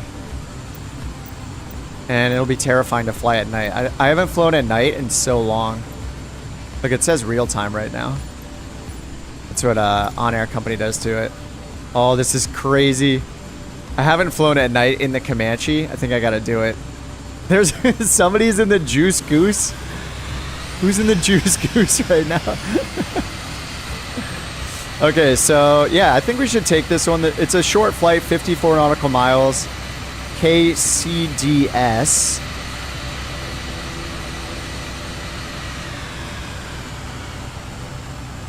I'll put that in the top right now. All right, that's updated at the top of the screen. So 3 Oscar 4 to KCDS. By the time we put the approach in there, it'll probably turn into 70 or 80 nautical miles, so it's not going to be the fastest thing of all time.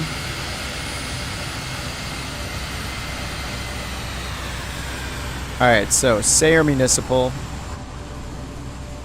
Got my flashlight on and the door open. Getting cold, super, super cold in here. And we're going to Childress Municipal. And we'll set up for the RNAV for 3.6 so we can play with a GPS approach in the Comanche. And is this an LPV? Yes, it is. Beautiful. It's all VFR conditions like everywhere in Oklahoma right now, so we're fine. Altimeter settings. So I'm just copying these into my notepad on the side. So the ASOS, and then we have Fort Worth Center, and then we have the Unicom. So CTAF is going to be 122.8. And then Fort Worth Center 1335. Alright, let's close Halliburton. We're done with that one. And let's go to OnAir and get set up for the flight. Alright, let's close this door for noise.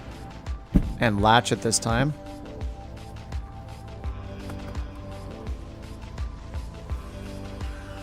Alright, prepare flight. Oh, go to Amarillo. I don't know if that was an option. It's too late at this point, I think. Sorry, I just looked. We have... What are white goods? Okay, whatever white goods are, that's what we are hauling today. 617 pounds. Let's get a new sim brief going. Oh, nice. Okay, it is giving us... This is kind of great, actually. It's giving us an approach that's going to the south first and then the west, or a route that's going south and then west. That's going to put us right in line for the RNAV for 3.6 anyway. So unless the winds are absolutely crazy, like more than 10 knots, we'll just do the 3.6. So it's having us go to jams, the Victor 14 to CDS.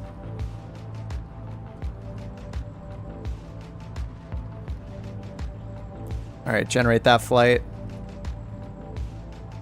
And we'll see what our fuel is. 210 pounds of fuel. We are at 35 gallons. I'll bring it up to 36 gallons.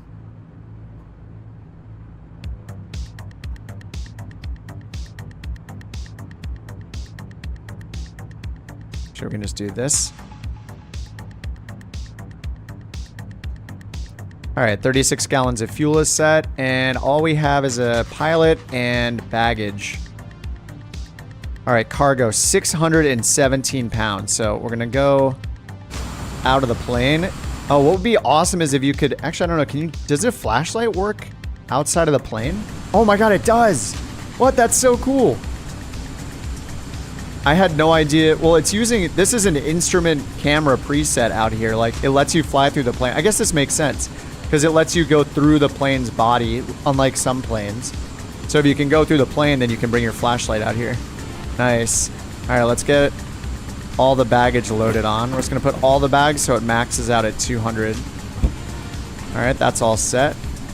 We'll hop back inside and then we will put the rest of the cargo inside. All right, validate fuel and payload. And we're doing real time, so no offset for this flight. White goods nose candy. White goods sounds illegal. Oh, maybe that is that what it is?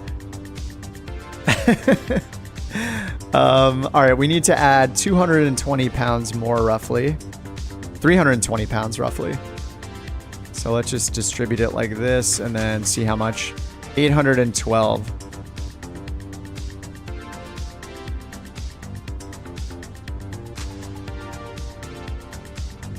$772. We need to lose almost 100 pounds more. So I'm just gonna take this out. All right, now we're at, we need to drop, what, 19? I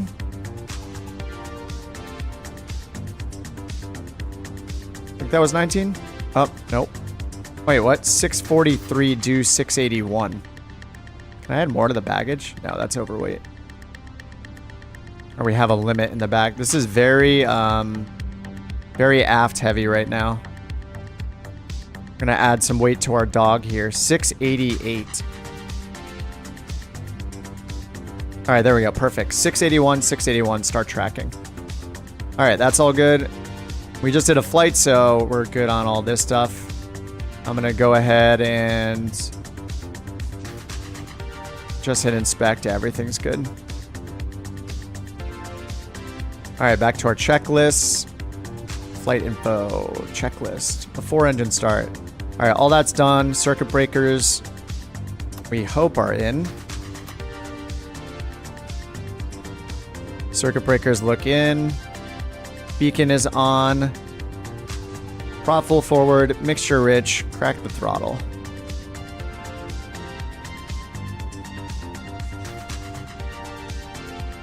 Comanche looks awesome at night with a red overhead light on. Oh yeah, we'll see what the beacon looks like. I haven't flown it at night once yet, so this is my first time.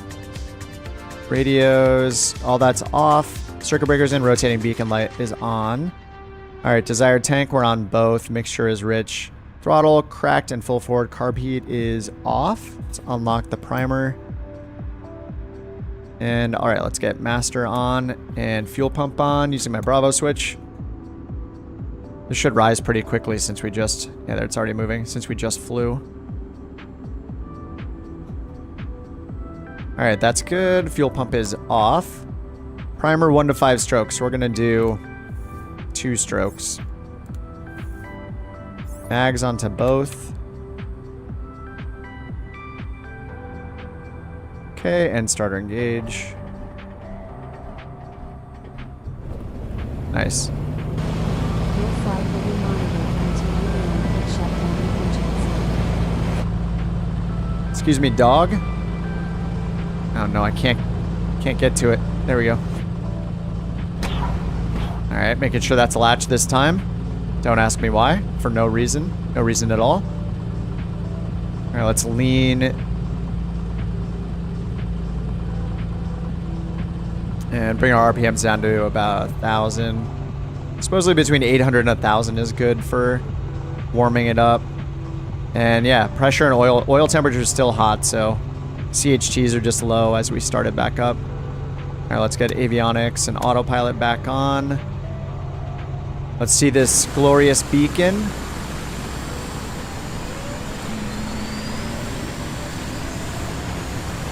Beautiful. Look at all these lights. Yeah, I like never fly at night, so this is different. Alright, sync that, sync the altimeter setting, and let's go ahead and get our new flight plan in. Actually, I need to find... These are... OMMM. What are these? I don't know what these are. Where are our lights, though? Do we just have... Do we have any panel lighting? Press to test. Oh, sorry. This is an outer marker, middle marker. Duh. What's FMZ?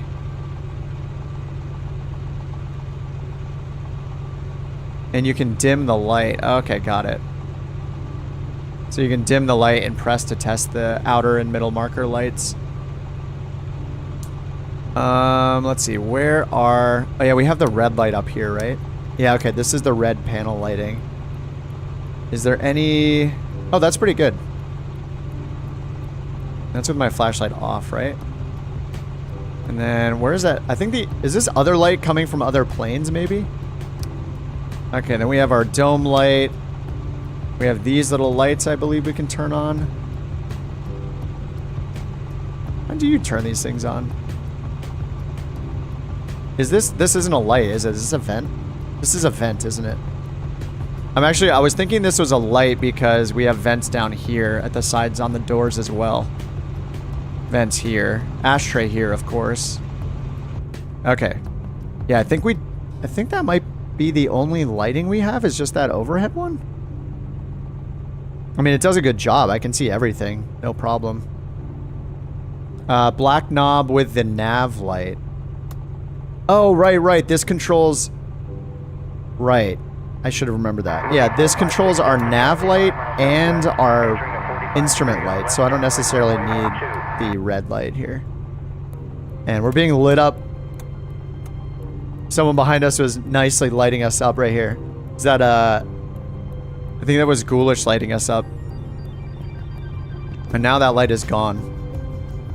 That was actually kind of nice. Could you bring the plane back here? This looks awesome. Damn. Okay. Yeah, I'm going to leave the red light on too. All right. Flight plan. All right. We're going to delete the whole flight plan and now import it from SimBrief again. Oh yeah. Check the cruising altitude. This time we got 5,000 feet. Wait, 5,000 feet, but we're going southwest. It shouldn't be 6,000? I'll just trust it and do 5,500 feet and see what happens.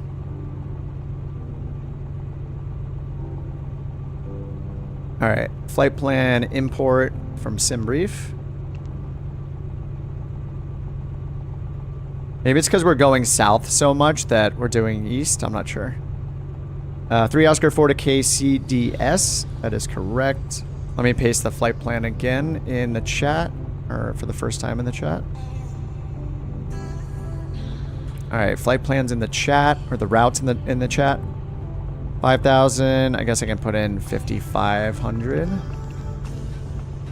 So we got jams, and then the Victor 14 exiting at CDS, which is Childress, and then Childress Muni right after that. I'm going to set up the approach, though. Let's go procedures, approach. We're going to do the RNAV. 36. So we're flying at night, and I'm scared. I chose the visual. Whoops. RNAV 36. Transition is P-Way, I believe, which was to the east. Yeah, right here. P-Way or P-Way. Alright, load that approach.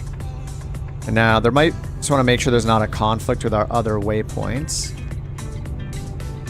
Yeah, there... Well, the conflict is just that... Well, there are a couple after jams. So after jams, we're going to probably want to go straight down to P-Way. I mean, we're VFR. I guess we'll just assume we're night certified. We have our night rating. So I think we just go jams to P-Way. So I'm going to modify the flight plan here. First, we need to get rid of this one. We don't want to overfly the field and then go back. That's weird. Did that get rid of it? That did get rid of it. This is a weird thing with the... Yeah, it got rid of the procedure. This is kind of a weird thing with the 750. And I can't put the approach in because now it got rid of our destination, actually. Or I got rid of the destination. I'll keep an eye out for you. What type are you flying? Alright, let's try that again. KCDS. 304 isn't showing as an option. Just remove the K. Just do 304. 3 Oscar 4. Sorry, it shows up as in the route. It shows up. I should start omitting those myself so it doesn't confuse people. But SimBrief and Navigraph always have the K in front of it because it's an airport in the United States. But you actually omit the K when it's a small airport. A lot of them just go by 3 letters and numbers when it's a small one. Okay, so Childress is back in there. Let me hit procedures again. Approach. RNAV 36 and load. So the problem is, like, do I add it as a waypoint? I actually don't know how to do this in the GTN. Because what our route is having us go to the airport first and then start the approach. Actually, it's not even showing that now. Oh, I chose vectors, that's why. So many mistakes. So, yeah, I can't move this. Like, I can't get rid of this until I activate the approach. This is going to be our destination. So I guess I'm just going to have to activate the approach once we're on the way to jams. That's our first. We're just going direct jams and then P-way. Activate it at some point, yeah. Like with the G1000, I can set this up and it'll give me the route, not having it go to the destination first. So this has it go to the destination and then start the approach, which is weird. Oh, Jewel says the TDS, you can delete the airport. So that might just be a bug. Yeah, I should be able to remove it as an en-route waypoint. Okay, well, let's get going. 183 for our course.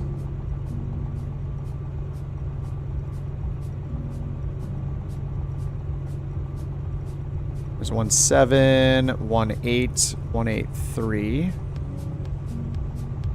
And we're going to do runway 17 again, if the winds haven't changed.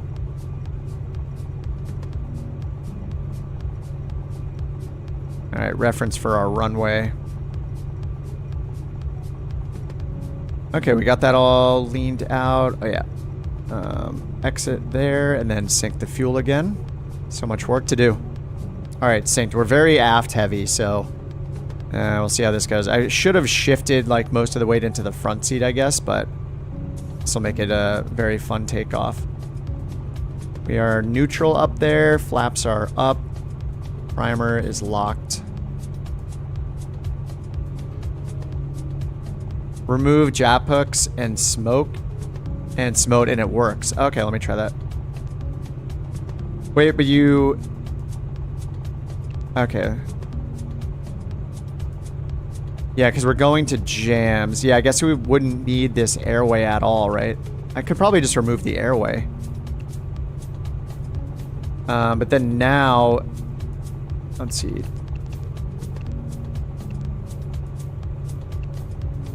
Because it's going to still go to... Oh, yeah, it did update it. That's interesting.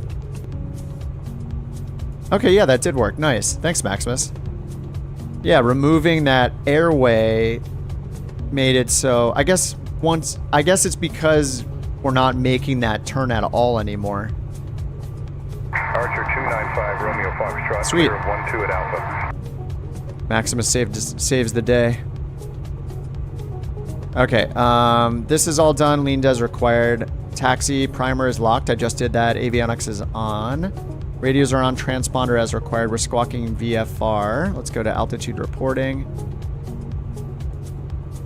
Altimeter is set. I did that already with B. Nav lights are on.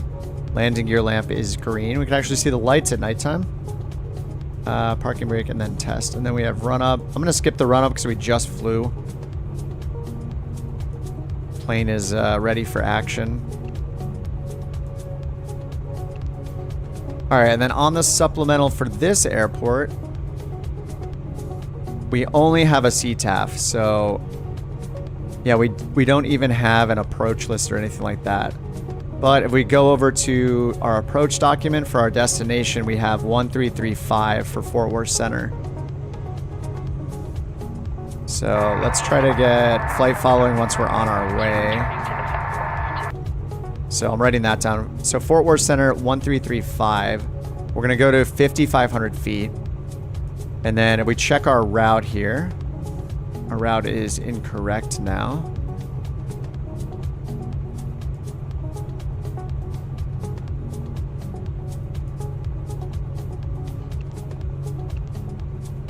All right, so if I put in jams, just want to make sure we're going. The MOAs are cold, so we're good to fly through this MOA. Oh, then we have this IR 105, which is, you guys I think told me it was like a military training route, right? So if we were going to look at IR 193 and VR 106, out of curiosity, are those over here? I don't know if those are shown over here. Yeah, I think it's just the restricted areas. IR, yeah, those aren't listed here. So I don't know if there's like a hot and cold, or maybe those are in use when the MOA is active. I guess that would make sense. So through the MOA is fine, and then yeah, I don't know what VR and IR are. And then we go to the west, but we're gonna go actually down to the south a bit. So we're gonna end up going to P-Way, then Hutom.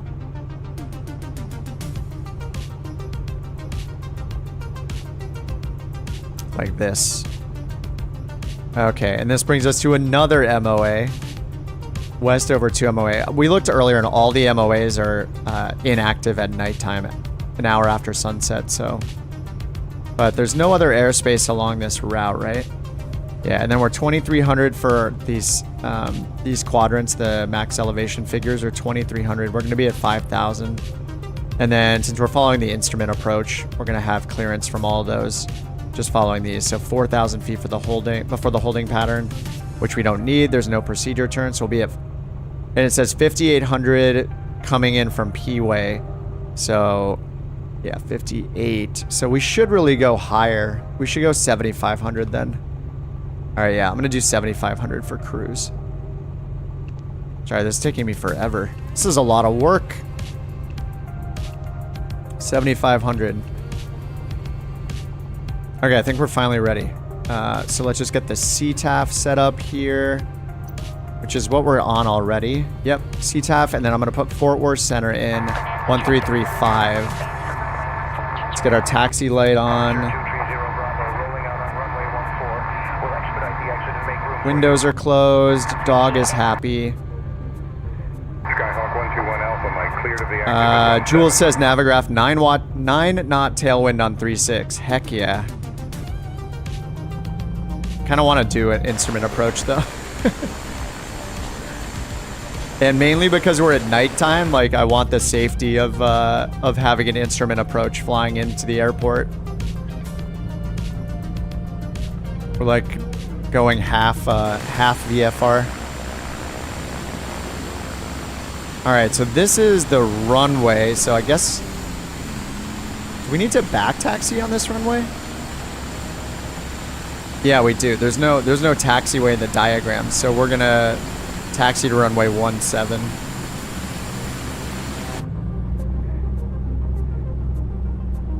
Sayer traffic, Piper 63 Echo is taxiing on the active runway for a departure on 17, Sayer.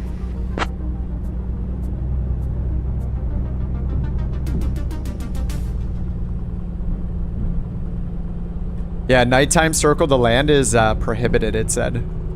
Nighttime circle land. If we want to break the rules, which we do normally.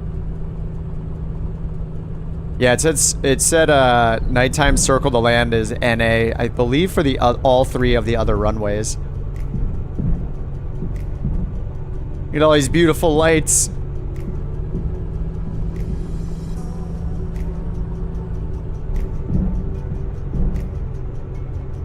Alright, pump is on, pitot heat is on, landing and strobes I forgot to turn on while I was on the runway.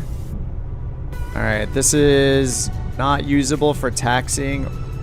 We got the yellow chevron, so we're gonna start over here at the threshold. Alright, runway 17. All right, we're good. Let's go. And once we take off, we're gonna do left traffic to get out of here.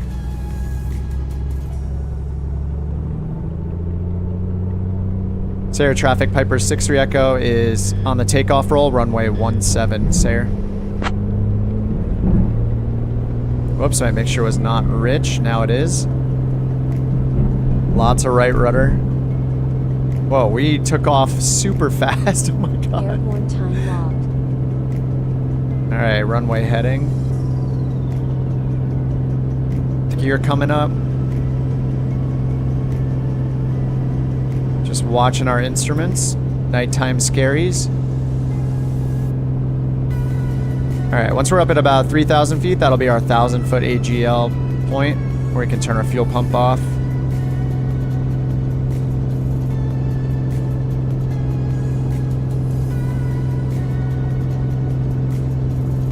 It's 2,500 feet. Start our left turnaround here.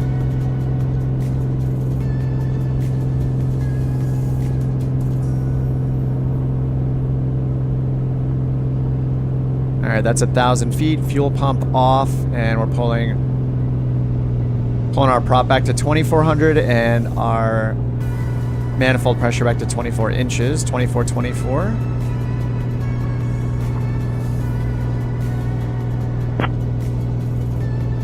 Sayer traffic, Piper 6-3 Echo, clear of runway 17. We've departed. Final call, Sayer.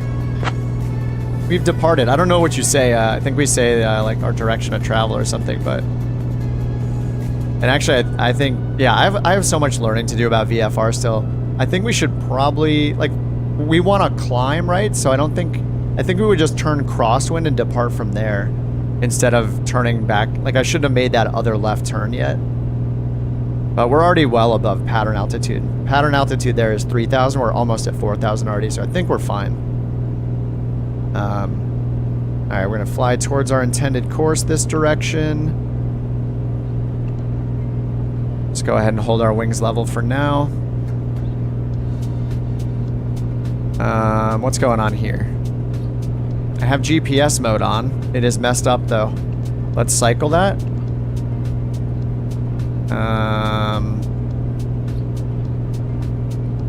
Okay.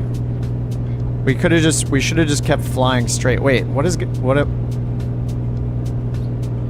did I set the wrong course? Did I not set the course? We're 183. Why did I set like a 22 something? I set the I don't know. Oh, that was based on our old flight plan. I deleted a couple waypoints, right? No, this was always our first waypoint. What have I done? 183 is our course. I'm completely turned around. Alright, let's go to heading mode and go all the way back the way we came. Yeah, all we had to do was just keep flying straight. And now I'm in the middle of nowhere. I gotta go, after the stream, I'm gonna go back and look at when I made that mistake. I set our course to like northbound course for some reason. Or maybe I didn't even set, I thought I set our course. Clearly I didn't. Alright. Make our turn out to the south, not the north. We could have just kept flying runway heading and been fine. Went the wrong way, yeah, 100%. 100% went the wrong direction. I had the wrong course in and therefore took the wrong turn near Albuquerque. We'll see if we can get Fort Worth Center. I'm just going to change over to that Fort Worth Center frequency and see when we get them. And then I'll put the CTAF in for our destination, which is 22.8. And then I'll put in the ASOS for... Actually, if we get flight following, they'll give it to us. But I'll put in the ASOS on our COM2 down here. 135, 125. 3512.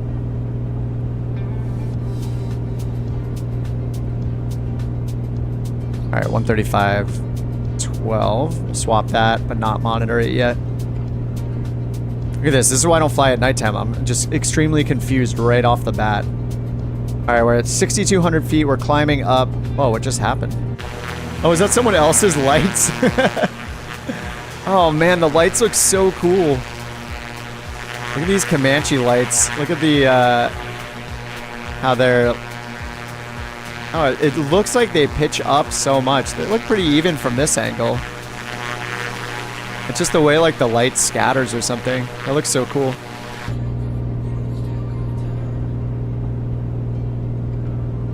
All right, 6,500 feet. We're going to go up to 7,500. And we're nearing our course. I'm going to use heading bug here. Turn our autopilot. Make that a little more shallow of an approach there. Oh, good night, Hunter. Take it easy, man. Thanks for hanging out. See you on the Discords. Have a good night, man.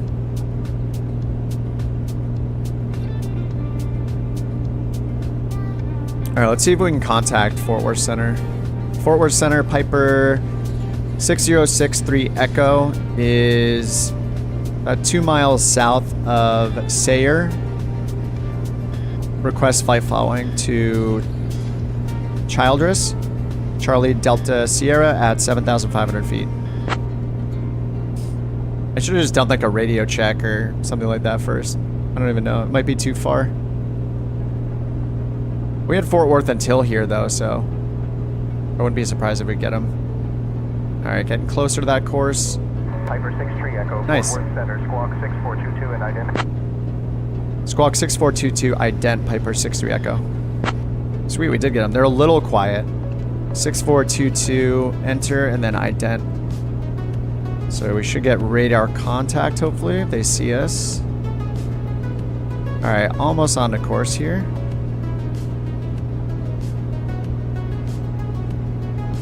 Piper 63 Echo, radar contact. Nice. Due south of Sayre Municipal at 7,400 feet. Altimeter tree 0 tree tree.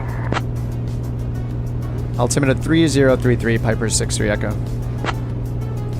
All right, I shot past that a little bit. Let's go altimeter 3033. All right, altitude hold is off. Just get down to 7,500 feet.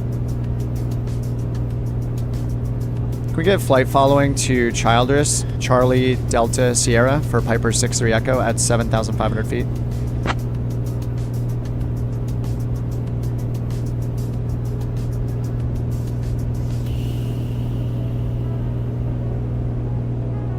I'm gonna get back down to 7,500 feet.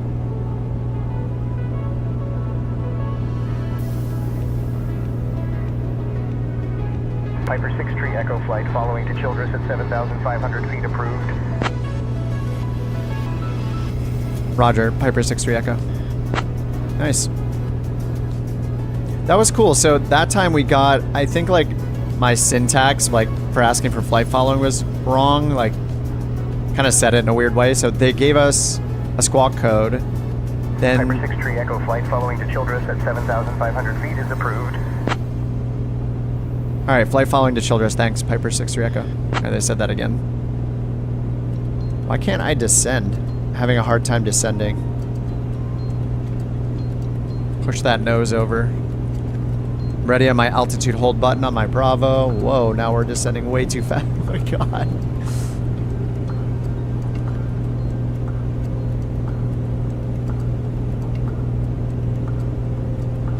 Okay, 7,500. Can I do it? Alright, there we go. Altitude hold. Alright. We're set. Alright, 7,500 feet. It should be, I bet it's going to be similar power settings to what we had before. We had like 2,300 RPM. And then it was like low 21 inches. And then our fuel flow, we pulled it back. We had about 65%. We were a little more than that. We were at about 14 gallons per hour. So I'm just going to pull it out until we start shaking.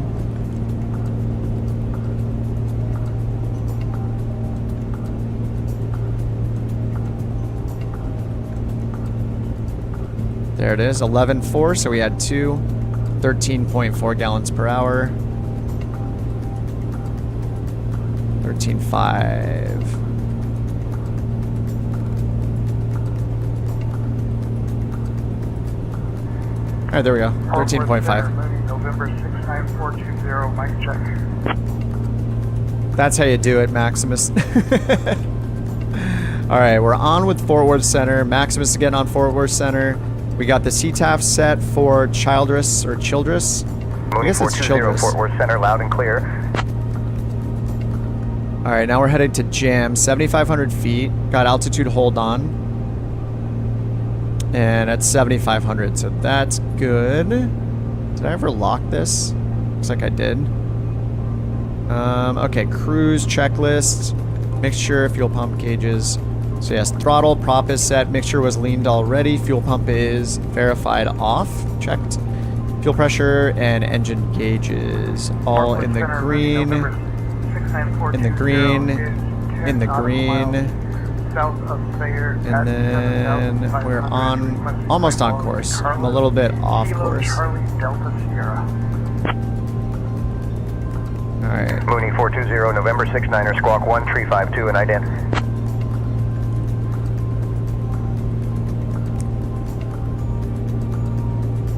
Alright, close enough. We'll switch to track.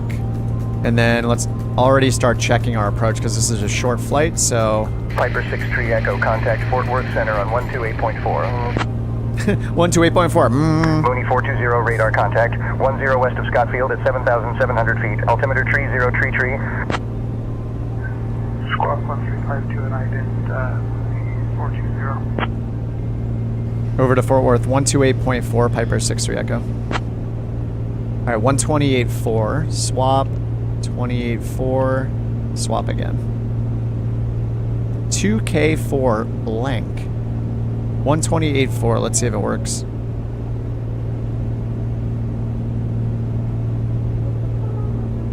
What happens if we turn off this red light? How much harder is it to fly this thing? Oh my god, that's kind of terrifying. I need to like turn this down a little bit. Fort Worth Center, Piper 6-3 Echo, 7,500 feet.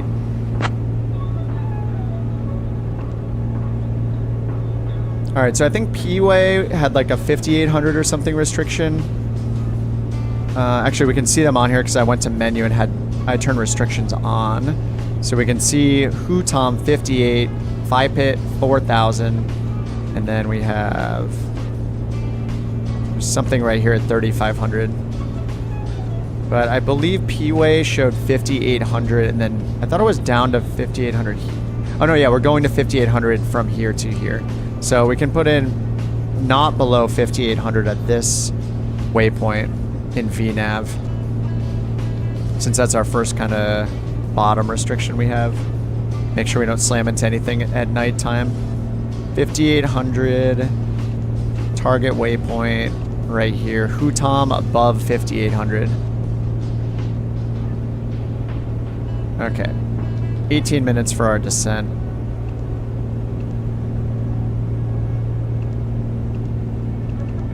Alright, we're hitting jams first. Night fly. This is, I feel very out of my element. VFR night flying instead of IFR G1000 autopilot all day flying. This is nice. I like it. Feels nice and cozy in here. We should probably turn the cabin heat on, actually. Poor dog. Cabin heat. Let's pull it about 60%. This is where we keep the some of the white goods OnAir Company says that we are transferring.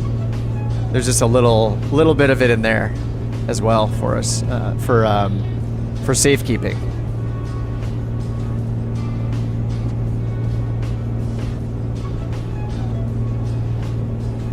Alright, flashlight off. I need to buy one of those red flashlights or purple flashlights. The white goods. That's actually what it says. Look. Look right here. You can probably barely read this, but right here it says white goods. What kind of... Actually, was this a dangerous mission? If this was dangerous mission, then maybe it is actually drugs. No, it just says cargo. Goods transport.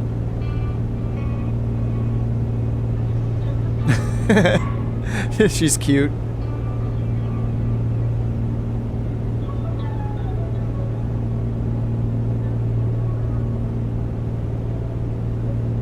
How about her? She's cute too. Look at her. I don't know if it's a him or a her. They are cute too. 21.0. I think we're good. I didn't look up the table for this, but at 8,500 we were a little higher. Maybe I should look up the table to be a good boy. 7,000. We're at 7,500 instead of 8,500. Oh, looks like we can go all the way down to 2,100 at 7,000, but we're at 7,500, so maybe 21.3 is safer. Yeah, 2,200 and 21.3. So I can go down a little bit. Bring the prop back to 22. Manifold pressure is rising. Look at that, 21.3. Absolutely perfect.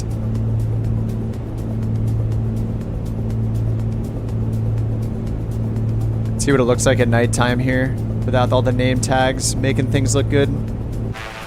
Making things look way brighter than they are. I don't think I've used this lighting mod at nighttime either, and it looks really good.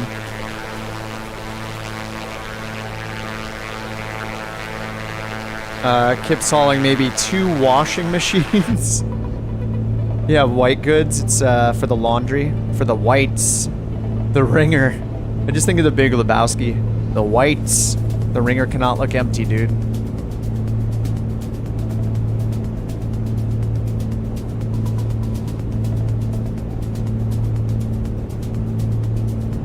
Alright, coming up to Jams here in 6 miles. We're gonna make a right turn down to P-Way. Once we hit P-Way, that'll probably be around the time we start our descent. Down to Hutom for the RNAV. Is it the RNAV 3.5 or 3.6? Let's double check. RNAV 3.6. Alright, we got flight following. We're backing up our night VFR with the RNAV approach.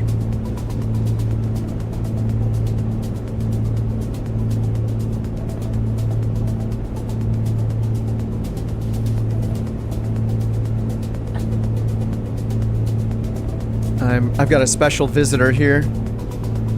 The puppy has entered the room. It's just me and the puppy right now. Her mom is out of town for a few more days. So just me, the dog, the sim, some beers, and the best cooking I can do, which is getting food delivered.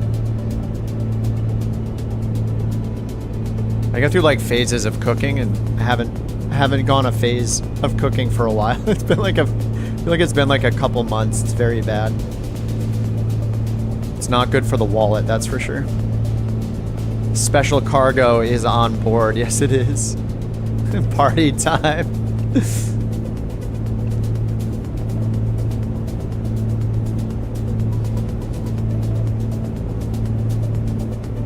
I feel like the chatter, I'm not sure that like chatter either stops working. I feel like I don't hear too much chatter in the en route section. I wonder if it's turned off right now or something. We did hear some chatter on CTAF frequencies, but I don't think we've heard any on the on the centers. Anything after CTAF.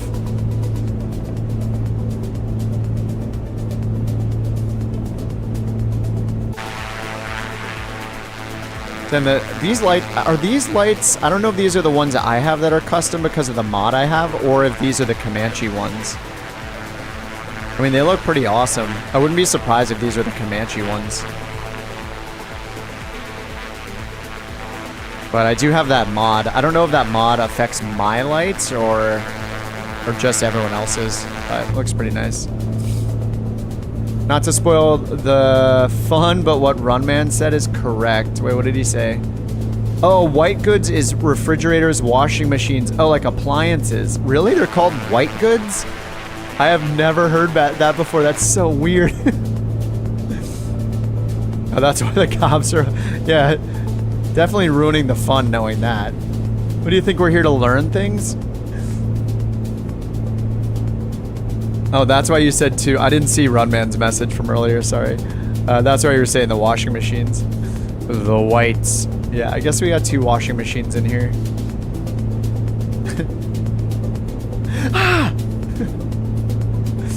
Okay, cruise. Yeah, we're just chilling. Let's check our temperatures, pressures, check all our instruments. Good here. All right, we're past jams now. Looks like it did a good job. Let's change this track to 170. Catching up now. We are straight ahead, 170. Nice. Good job, autopilot, for once. Let's hit D and fix our card. There we go. So a little bit of wind here we're compensating for.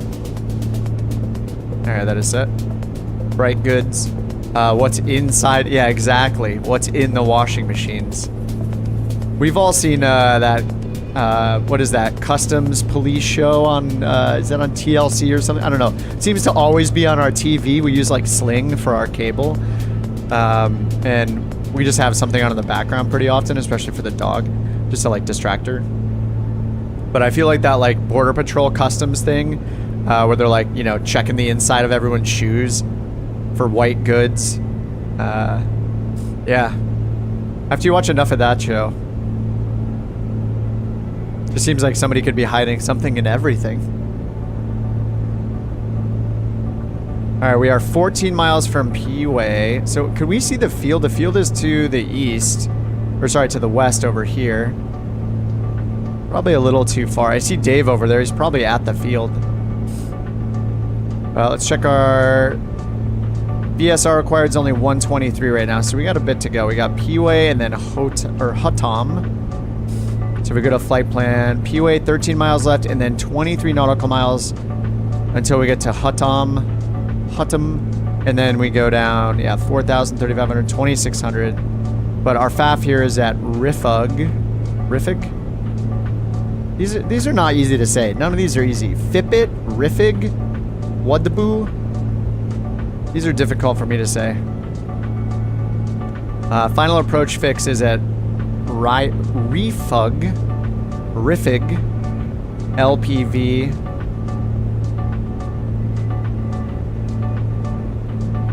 So miles per hour, our approach is usually like, we get down to 120 for our gear, then we get down to like 100 or so for final, and then touchdown at like 85. So if we're at 100, that'll give us a ground speed, or sorry, that means our ground speed will be about, or sorry, 100 miles per hour. If we want 3-degree angle of descent, it's 500 feet per minute. And this is 3 degrees right there, glide path. So yeah, we'll need about 500 feet per minute at 100 miles per hour, or at 100 knots ground speed actually. Sorry, not at 100 miles per hour. 100 knot ground speed equals 500 feet per minute for a 3-degree Piper 63 angle Echo of descent. contact Fort Worth Center on 133.5. 133.5, 63 Echo. Alright, we're switching over again. So let's swap first, and then go 335, and then swap again. So I have the CTAF in standby. Alright, we're on Fort Worth again.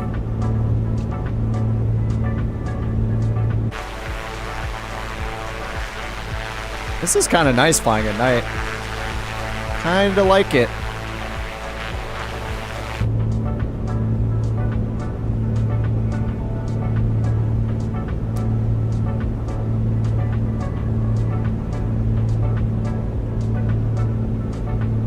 Dog's chilling. Passengers back there somewhere. Luckily the light's not hitting back there, so we don't... So once another plane's light hits us and lights us up, we'll get terrified, freaked out. We forgot there's a passenger in the back.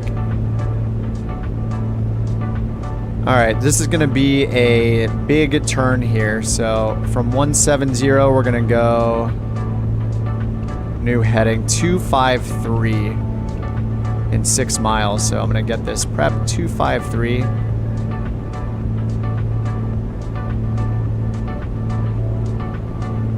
Right around there.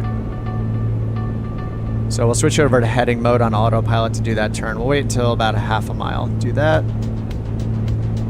And then we can see our top of descent up here. We're at 7,500 feet, and our first is to descend down to 5,800.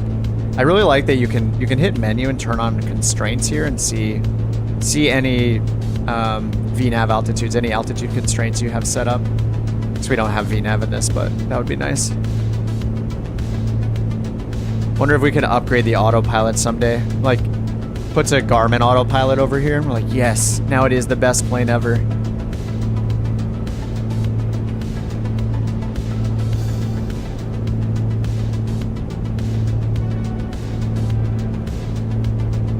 Wait, did we ever hear back from Fort Worth Center? I don't think we... Wait, did I ever contact them? I don't think I contacted them. Let me try. Fort Worth Center, Piper 63 Echo, 7,500 feet. Did I forget to contact them? I think I got distracted and just didn't say anything. All right, here comes our turn soon. 2.5 nautical miles. Piper 63 Echo, Fort Worth Center, roger, altimeter tree 0, tree. 30 tree, Piper 6 tree Echo. Lots of trees there. All right, 3033. Yeah, I didn't contact them, did I?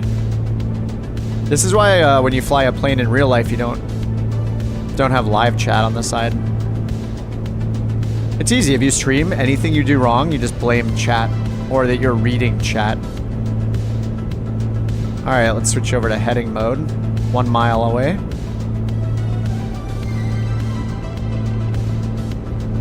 See this beautiful turn in action. All close. Thanks for the sub, Frank. And RX Horn and John earlier, thanks for the subs. Negative radar contact. Please verify you're squawking 1352 and your transponder is set to mode C. Yeah, looks like 1 mile out at this speed is good. Look at that. Oh, it's like we have a Garmin autopilot, but we don't. All right, high tracking. And let's update this to 253 and update the card as well. All right, 25, where is 253? 5123, right around there. All right, beautiful. Top of descent, we're at negative 200. We're waiting for negative 500 here. All right, then we got Hatam. Let's go ahead and look at the approach. All right, we are using the RNAV 36 to help us do this VFR nighttime flight. Runway 36 at Childress. I don't want to say Childress. Childress. All right, airport elevation is about 2,000 feet. Same with the touchdown zone elevation. Okay, we got about 6,000 feet of runway to use, and this is a RNAV. It's a WAS approach, LPV approach. We're gonna take it to 2154 MSL. And then we just passed P-Way, so we're on our way to Hatam. That's our initial approach fix. So we're gonna make a right turn there, and our final approach course is 356. We're gonna descend down to 3,500 by the time we hit the final approach fix, RIFUG. But we do have constraints along the way, so we have 5,800 to Hatam, then 4,000 before we get to Fitbit. So we have 4,000. Not below 4,000, then not below 3,500 at final approach fix. So we got to make sure we don't bust through those on our descent, so we make sure we don't slam into anything. But because we're using an instrument approach, we get the clearance from all the obstacles. And what's nice is I can just look here for the restriction. So 5,800 is the first one. So we just need to make sure we don't go below those restrictions.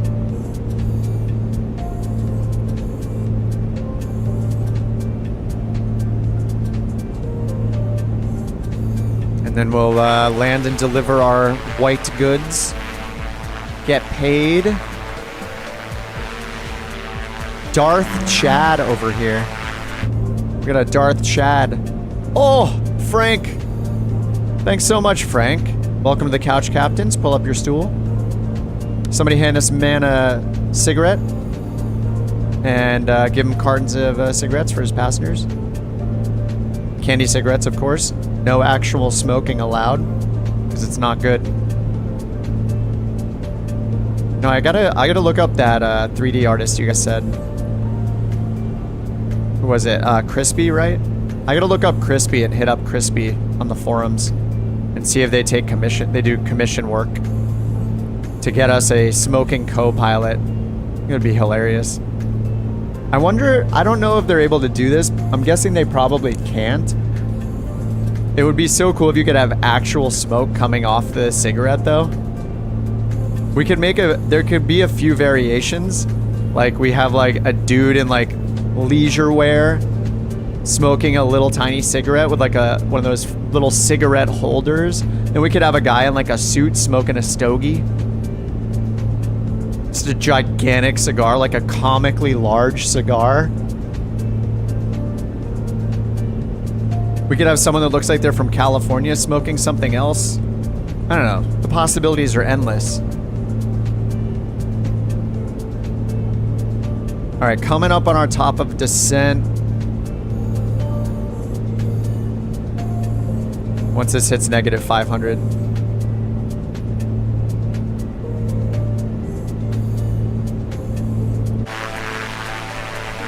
God, the moon looks so cool too. Do we see, is that like city lighting over there that we're seeing in the distance? Because we don't see it in every direction, right? Like we see it more over here where all those lights are. It's pretty dark over here, but bright over here. That's kind of awesome. I like never fly at night, so I'm not sure how good this is compared to the previous lighting. The pre-Sim Update 14 lighting. This is really cool. I should fly at night more often, like every now and then do a nighttime flight. All right, 393, 11 miles from Hutton, and we can't go below 5,800 feet.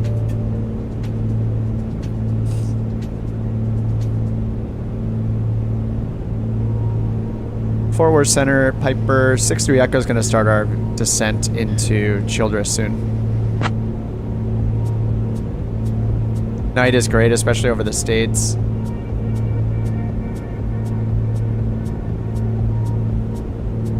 Is the lighting like better for some reason over the States, or you just mean because of like just all the...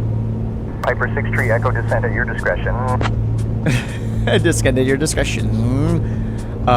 Or do you like it just because of like pockets of lights, like city, city, city, city, darkness, city, darkness? I guess it matters where you're flying. All right, 500 feet per minute. Altitude hold mode is disabled. Pull the power back.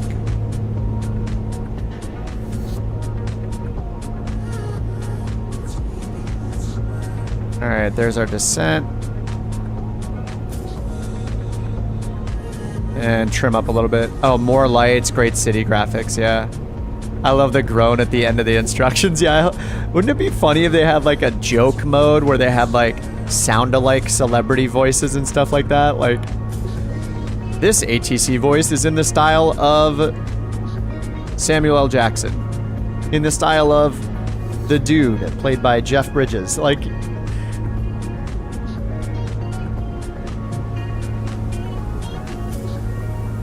you would hear a, you'd get like a call and just, you would hear something transmitted and you wouldn't even pay attention to it because it's just hilarious and just get distracted every time.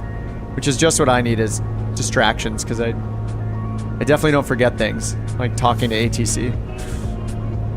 I don't know, that's something that's nice about an AI ATC as well, compared to like VATSIM. VATSIM is always going to be serious, right? For the most part. But with something like this, you could have funny stuff that you can enable, or they could throw in there little funny things, and like, you could have like a real, I don't know, it wouldn't be out of place to have some stuff like that in there. What's up, Delta? You'd pay for a Mr. T ATC, yeah. All right, 600 feet per minute. I need to pitch down a little bit. I'm gonna pull a little power. Maybe I pulled too much power. Slowing down quite a bit, but. All right, 5,800 by the time we get to Hutton right here, Hutton.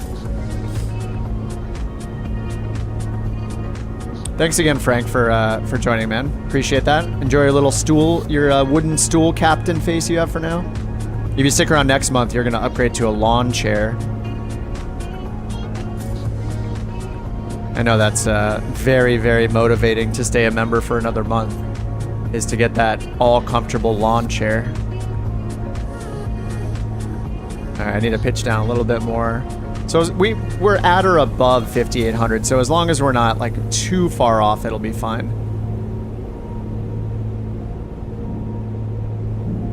All right, we're at 6,300 now. And then after that, our next restriction is 4,000 at, looks like, is it Fibit? And I realize I'm not even using Navigraph today because I had the supplemental charts up. I've just been pulling up the FAA charts today. So yeah, 4,000 before we get to Fibit That'll line us up with our final approach course. We'll cancel VFR and flight following in a little bit here. Actually, I'll just leave it on and see what they say. Worst case, I'll just switch to CTAF toward the end, but I'm curious if they pass us off as we get closer. The vertical speed required going crazy right now because we're so close to the waypoint. 20,000 VSR, holy crap. We are a little bit high, but it's at or above, so we just need to get down to 4,000 by the time we get to Fibit. And let's go ahead and switch over to heading mode so we can make this turn.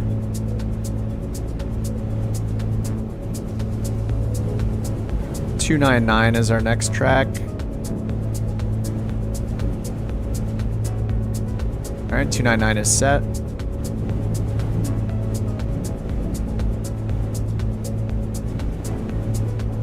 Alright, so we're turning, we just turned to Houtom, we're going to Fipit right here, and then we'll be on final approach course 356 after that.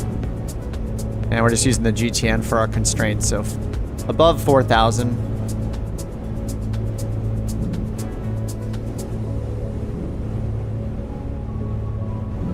And pretty high though, we're at 5,500. We can lose, we got 6 miles to lose 1,500 feet. We're losing 2,000 feet per minute right now. We'll get there. That'll be just fine.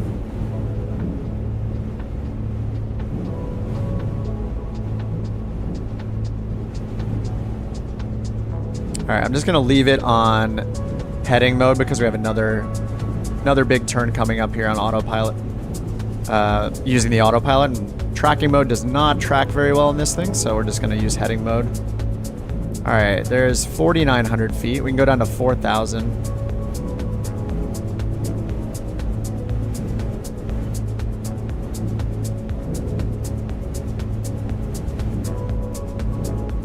Can we cancel a flight following for Piper 63 Echo? We have the field in sight. See the runway lighting over there in the distance right there. We'll switch over to the CTAF. Piper 63 Echo, roger. Radar services terminated.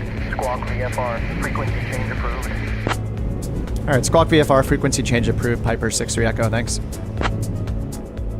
Alright, over to CTAF. And watching our altitude here.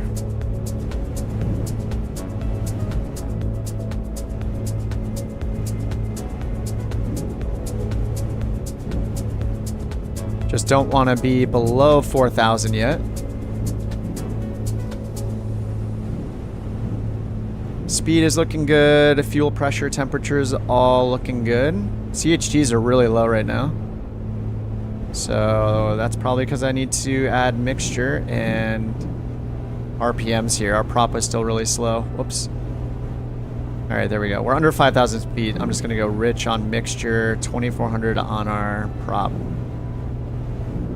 All right, there's 4,000 feet. Whoops, altitude hold.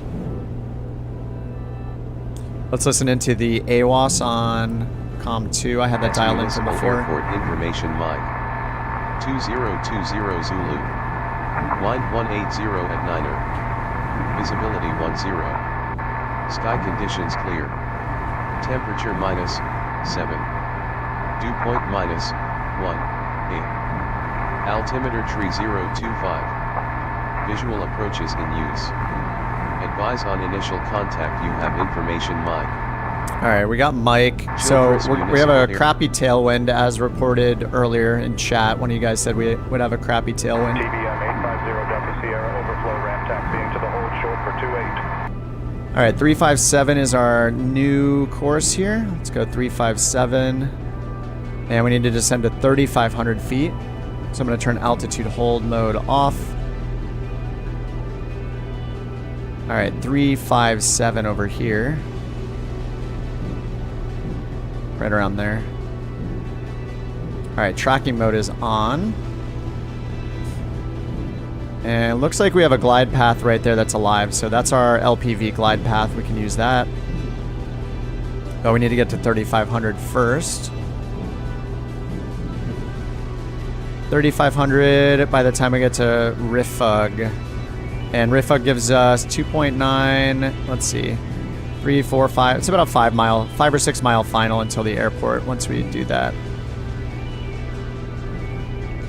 Yeah, we're gonna have a tailwind, which is bad, but I wanted to fly the instrument approach. That's what we got. And circling to land is not authorized, so we're not gonna do that. Bonanza 8 Bravo 9er. I'm holding short of runway 36 waiting for you. Understood. I'll be Look how far off from the final approach course we are, because the autopilot's like sensing is not great. But I want to get down to 3,500 feet in the next 4 miles, so you start hopefully not too crazy of a descent.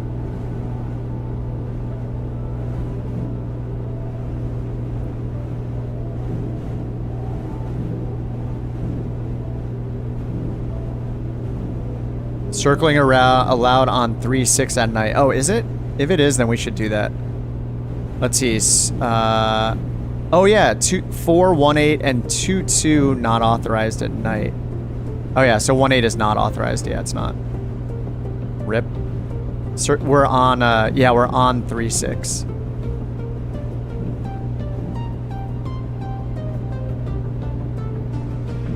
An altimeter was 3025. I wrote that down.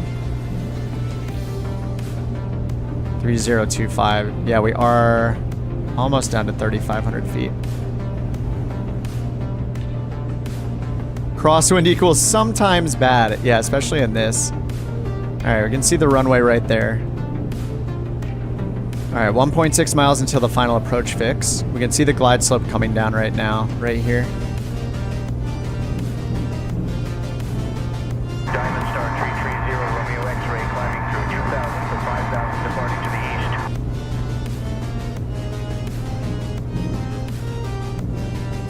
Alright, I think we're going to get the autopilot disconnected. I'm going to turn the whole autopilot off down here as well. And we're just going to fly this by hand. We got some crazy winds here. Alright, we need to get down to 3,500. So we have our glide slope right here, our glide path actually for the LPV. So we're just going to keep our eye on that.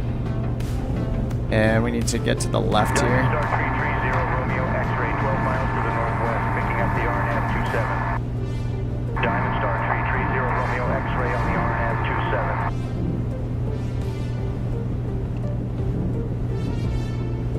Alright, how far are we from the airport? Roughly here. Looks like we're about 4 miles.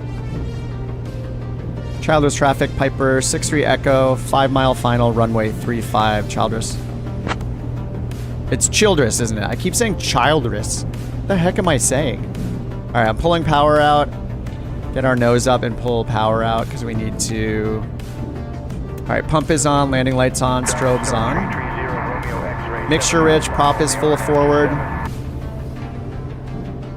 Electric fuel pump is on. I just need to slow down enough to pull our gear out. We're almost a dot above the glide slope already. Alright, 140 miles an hour. We can put the gear down to under 150, so I'm doing that. This is a bumpy one. Hand flying RNAV, just looking at the slope bug. Gonna try it.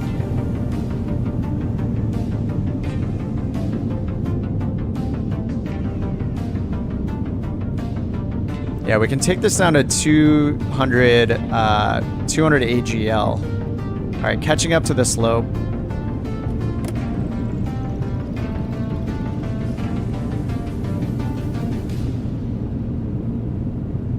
Childress traffic, Piper 6-3 Echo, 1 mile final, runway 36, Childress.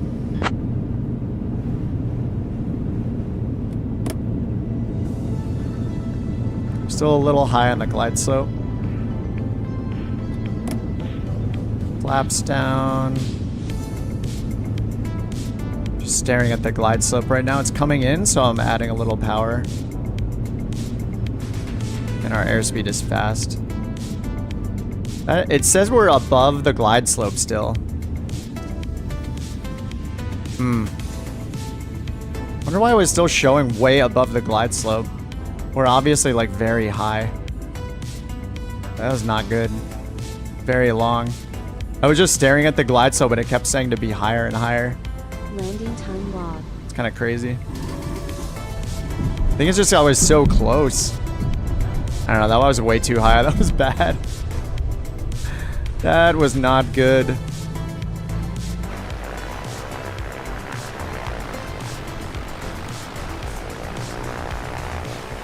Childress traffic, Piper 63 Echo is clear of runway 36, Childress.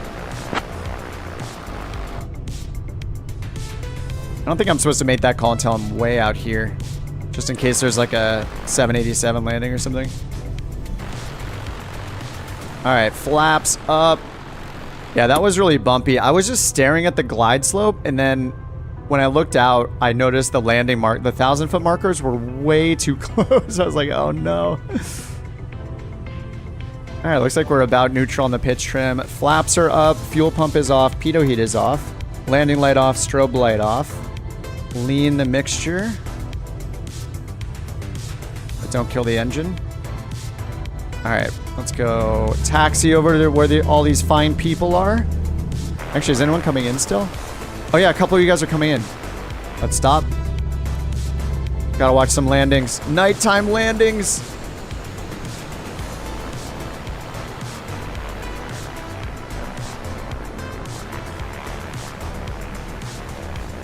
We never see nighttime landings. Alright, here comes Raccoon.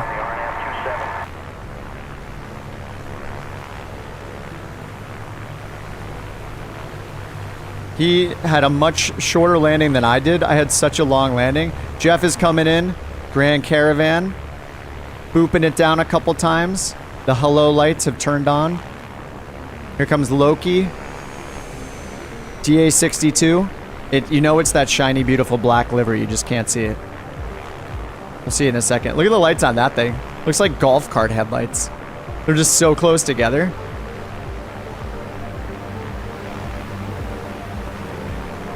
All right, Maximus is on the way in. He's at, is it 3,300 feet? So he's got, let's see, 3,500 is the FAF, so he's got about, 1,000 feet to drop? Airport's at about, yeah, it's 1954 is the landing zone elevation there. We'll check in with him in a second. All right, let's bring this over to parking. There's a nice TBM over here to park next to.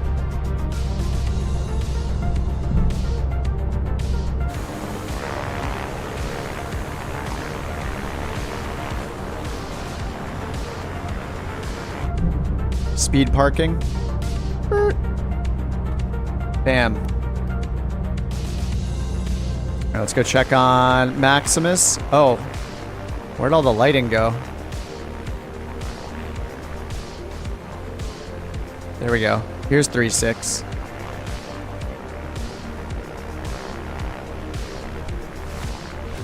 No pressure, Maximus. No pressure at all. All you have to do is do better than landing halfway down the runway, which I think you will get no problem. Ask ATC to turn off the runway lights. That would be so cool if it would control them. I don't think, yeah, I wish the sim had that capability. I'm pretty sure it does not because, yeah, just not in there as far as I know. But that would be so awesome if you could do that. Kind of noticed the dog didn't have a lot to contribute. What? Oh yeah, past the hold short line, yeah. I was just worried that someone was hot on my tail. This guy. So I wanted to make sure he heard that I was clear. Shelter traffic, Mooney, November 69420 is on final for runway 36, Childress. See, he says it right too. He says Childress and I'm saying Childress. Childress. Black planes look better in the dark.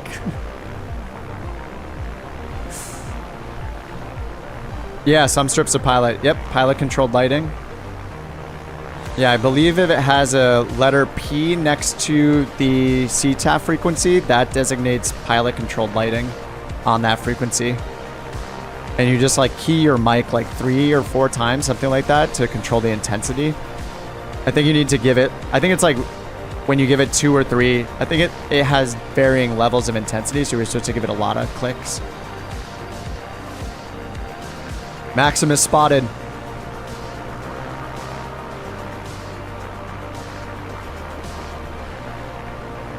Oh my god, he touched the center line. I swear he touched the center line. I swear he touched the center line. He's got hacks installed. I landed like halfway down the runway, I felt. You think that's so cool? Yeah, that there's pilot controlled lighting. Yeah, it's pretty awesome. Okay, after landing, flaps up, strobes are off, and pump is off. I did lean the mixture this time. Trim to neutral. Can double check for our next flight. Looks like maybe I leaned it too much. We're like stuttering a lot right now. Everything's in the green. Our fuel pressure is like a little high almost. Okay, let's get this shut down. Trim is neutral. Parking brake set. Radios off. Children's traffic 640. That is off. The active runway, Children's. Maximus with this final call. Cessna 167 Foxtrot 9 are clear of the active turning right crosswind runway 25. All right, throttle closed. Mixture idle cutoff. Engine off. Radio timer off. transponder, avionics master, and master switch The flight is off. finished. It has been Master monitored switch by off. OnAir. Nav lights off. Let's get our flashlight out. Oops, I had taxi lights on still. Mags off. Pulled all of these. That's pulled. I don't know. Do you feather? I'm surprised like feathering the prop isn't part of the shutdown, but it does not mention anything about... Yeah, after landing and shutdown, it mentions nothing about the prop. Prop is first seen in engine start prop full forward. But I don't know if it's good to pull it out or not. Alright, unlock the primer. Brake is on. Put the cabin heat back out. And the door wants... The dog wants some fresh air, so we gotta unlatch and open the door. There we go. Alright, let's check this crappy landing out. 119 feet per minute. It's still not bad, but I think my last one was like 54. And what do we get? 0.65. Did I get a nighttime? Yeah, nighttime landing bonus 3%. Nice. And then airframe condition 96%. All right. I don't know that that actually does anything to the Comanche itself from OnAir, if it syncs the engine condition or the airframe condition or any of that.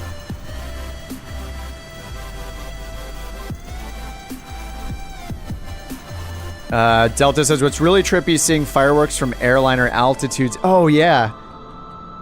They're fully three-dimensional, and we don't see that from the ground. Yeah. I don't think I've seen fireworks from a plane before. It sounds awesome. This is a sight we don't normally see. All of us lined up with our lights on at nighttime. Are there any good lights around here to look at either? I don't think so. Not too much lighting. We're kind of in the middle of nowhere right now. We have the moon. That's one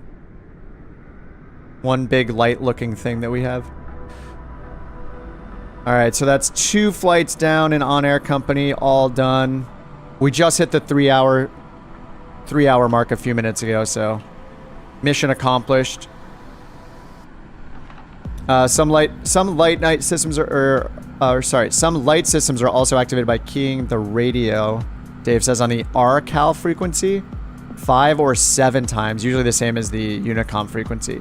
Yeah, that would be so cool to have in the sim. They could do it as long as the lighting is like per person, right? So someone else can't mess with the lighting at the airport, like trolling, turning lights off all day or whatever.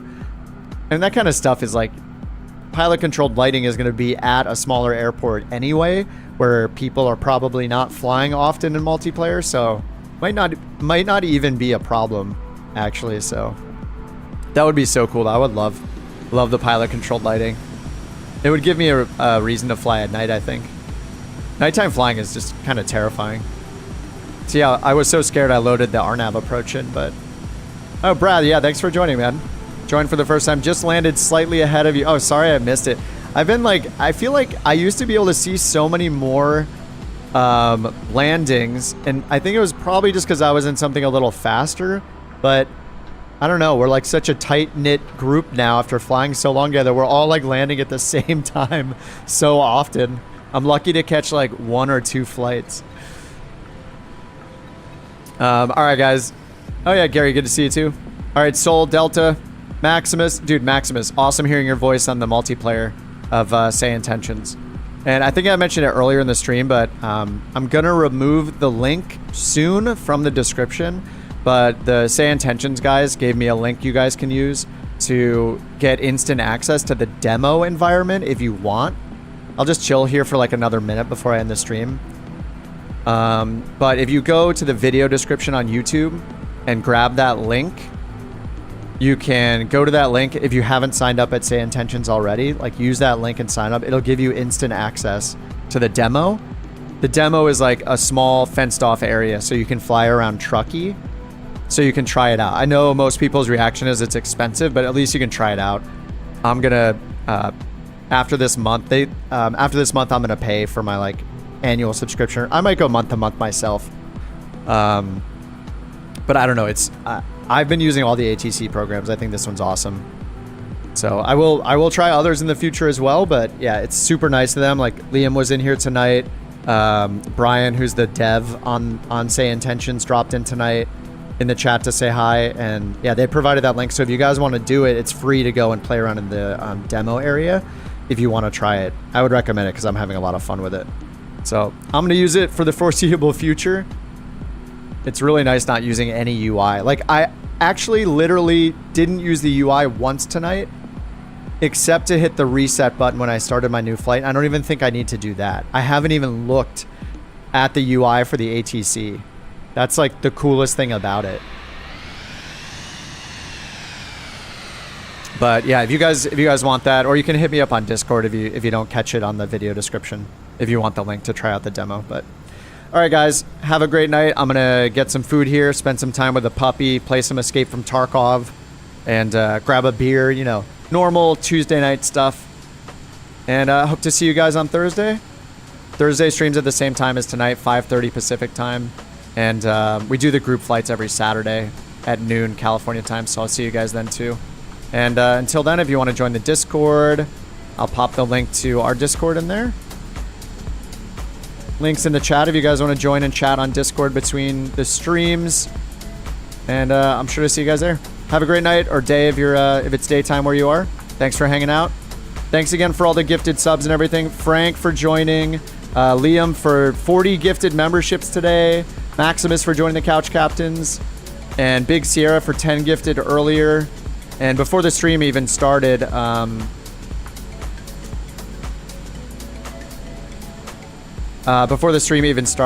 where is it? Where is it? I forgot your name. Who started right before the stream? Who was in the Discord yesterday? I'm a jerk. Was it Backfire? I think it was Backfire. Anyway, thank you also for subbing earlier. Anyway, thanks a lot, guys. See you on the Discord. Have a good night. See ya.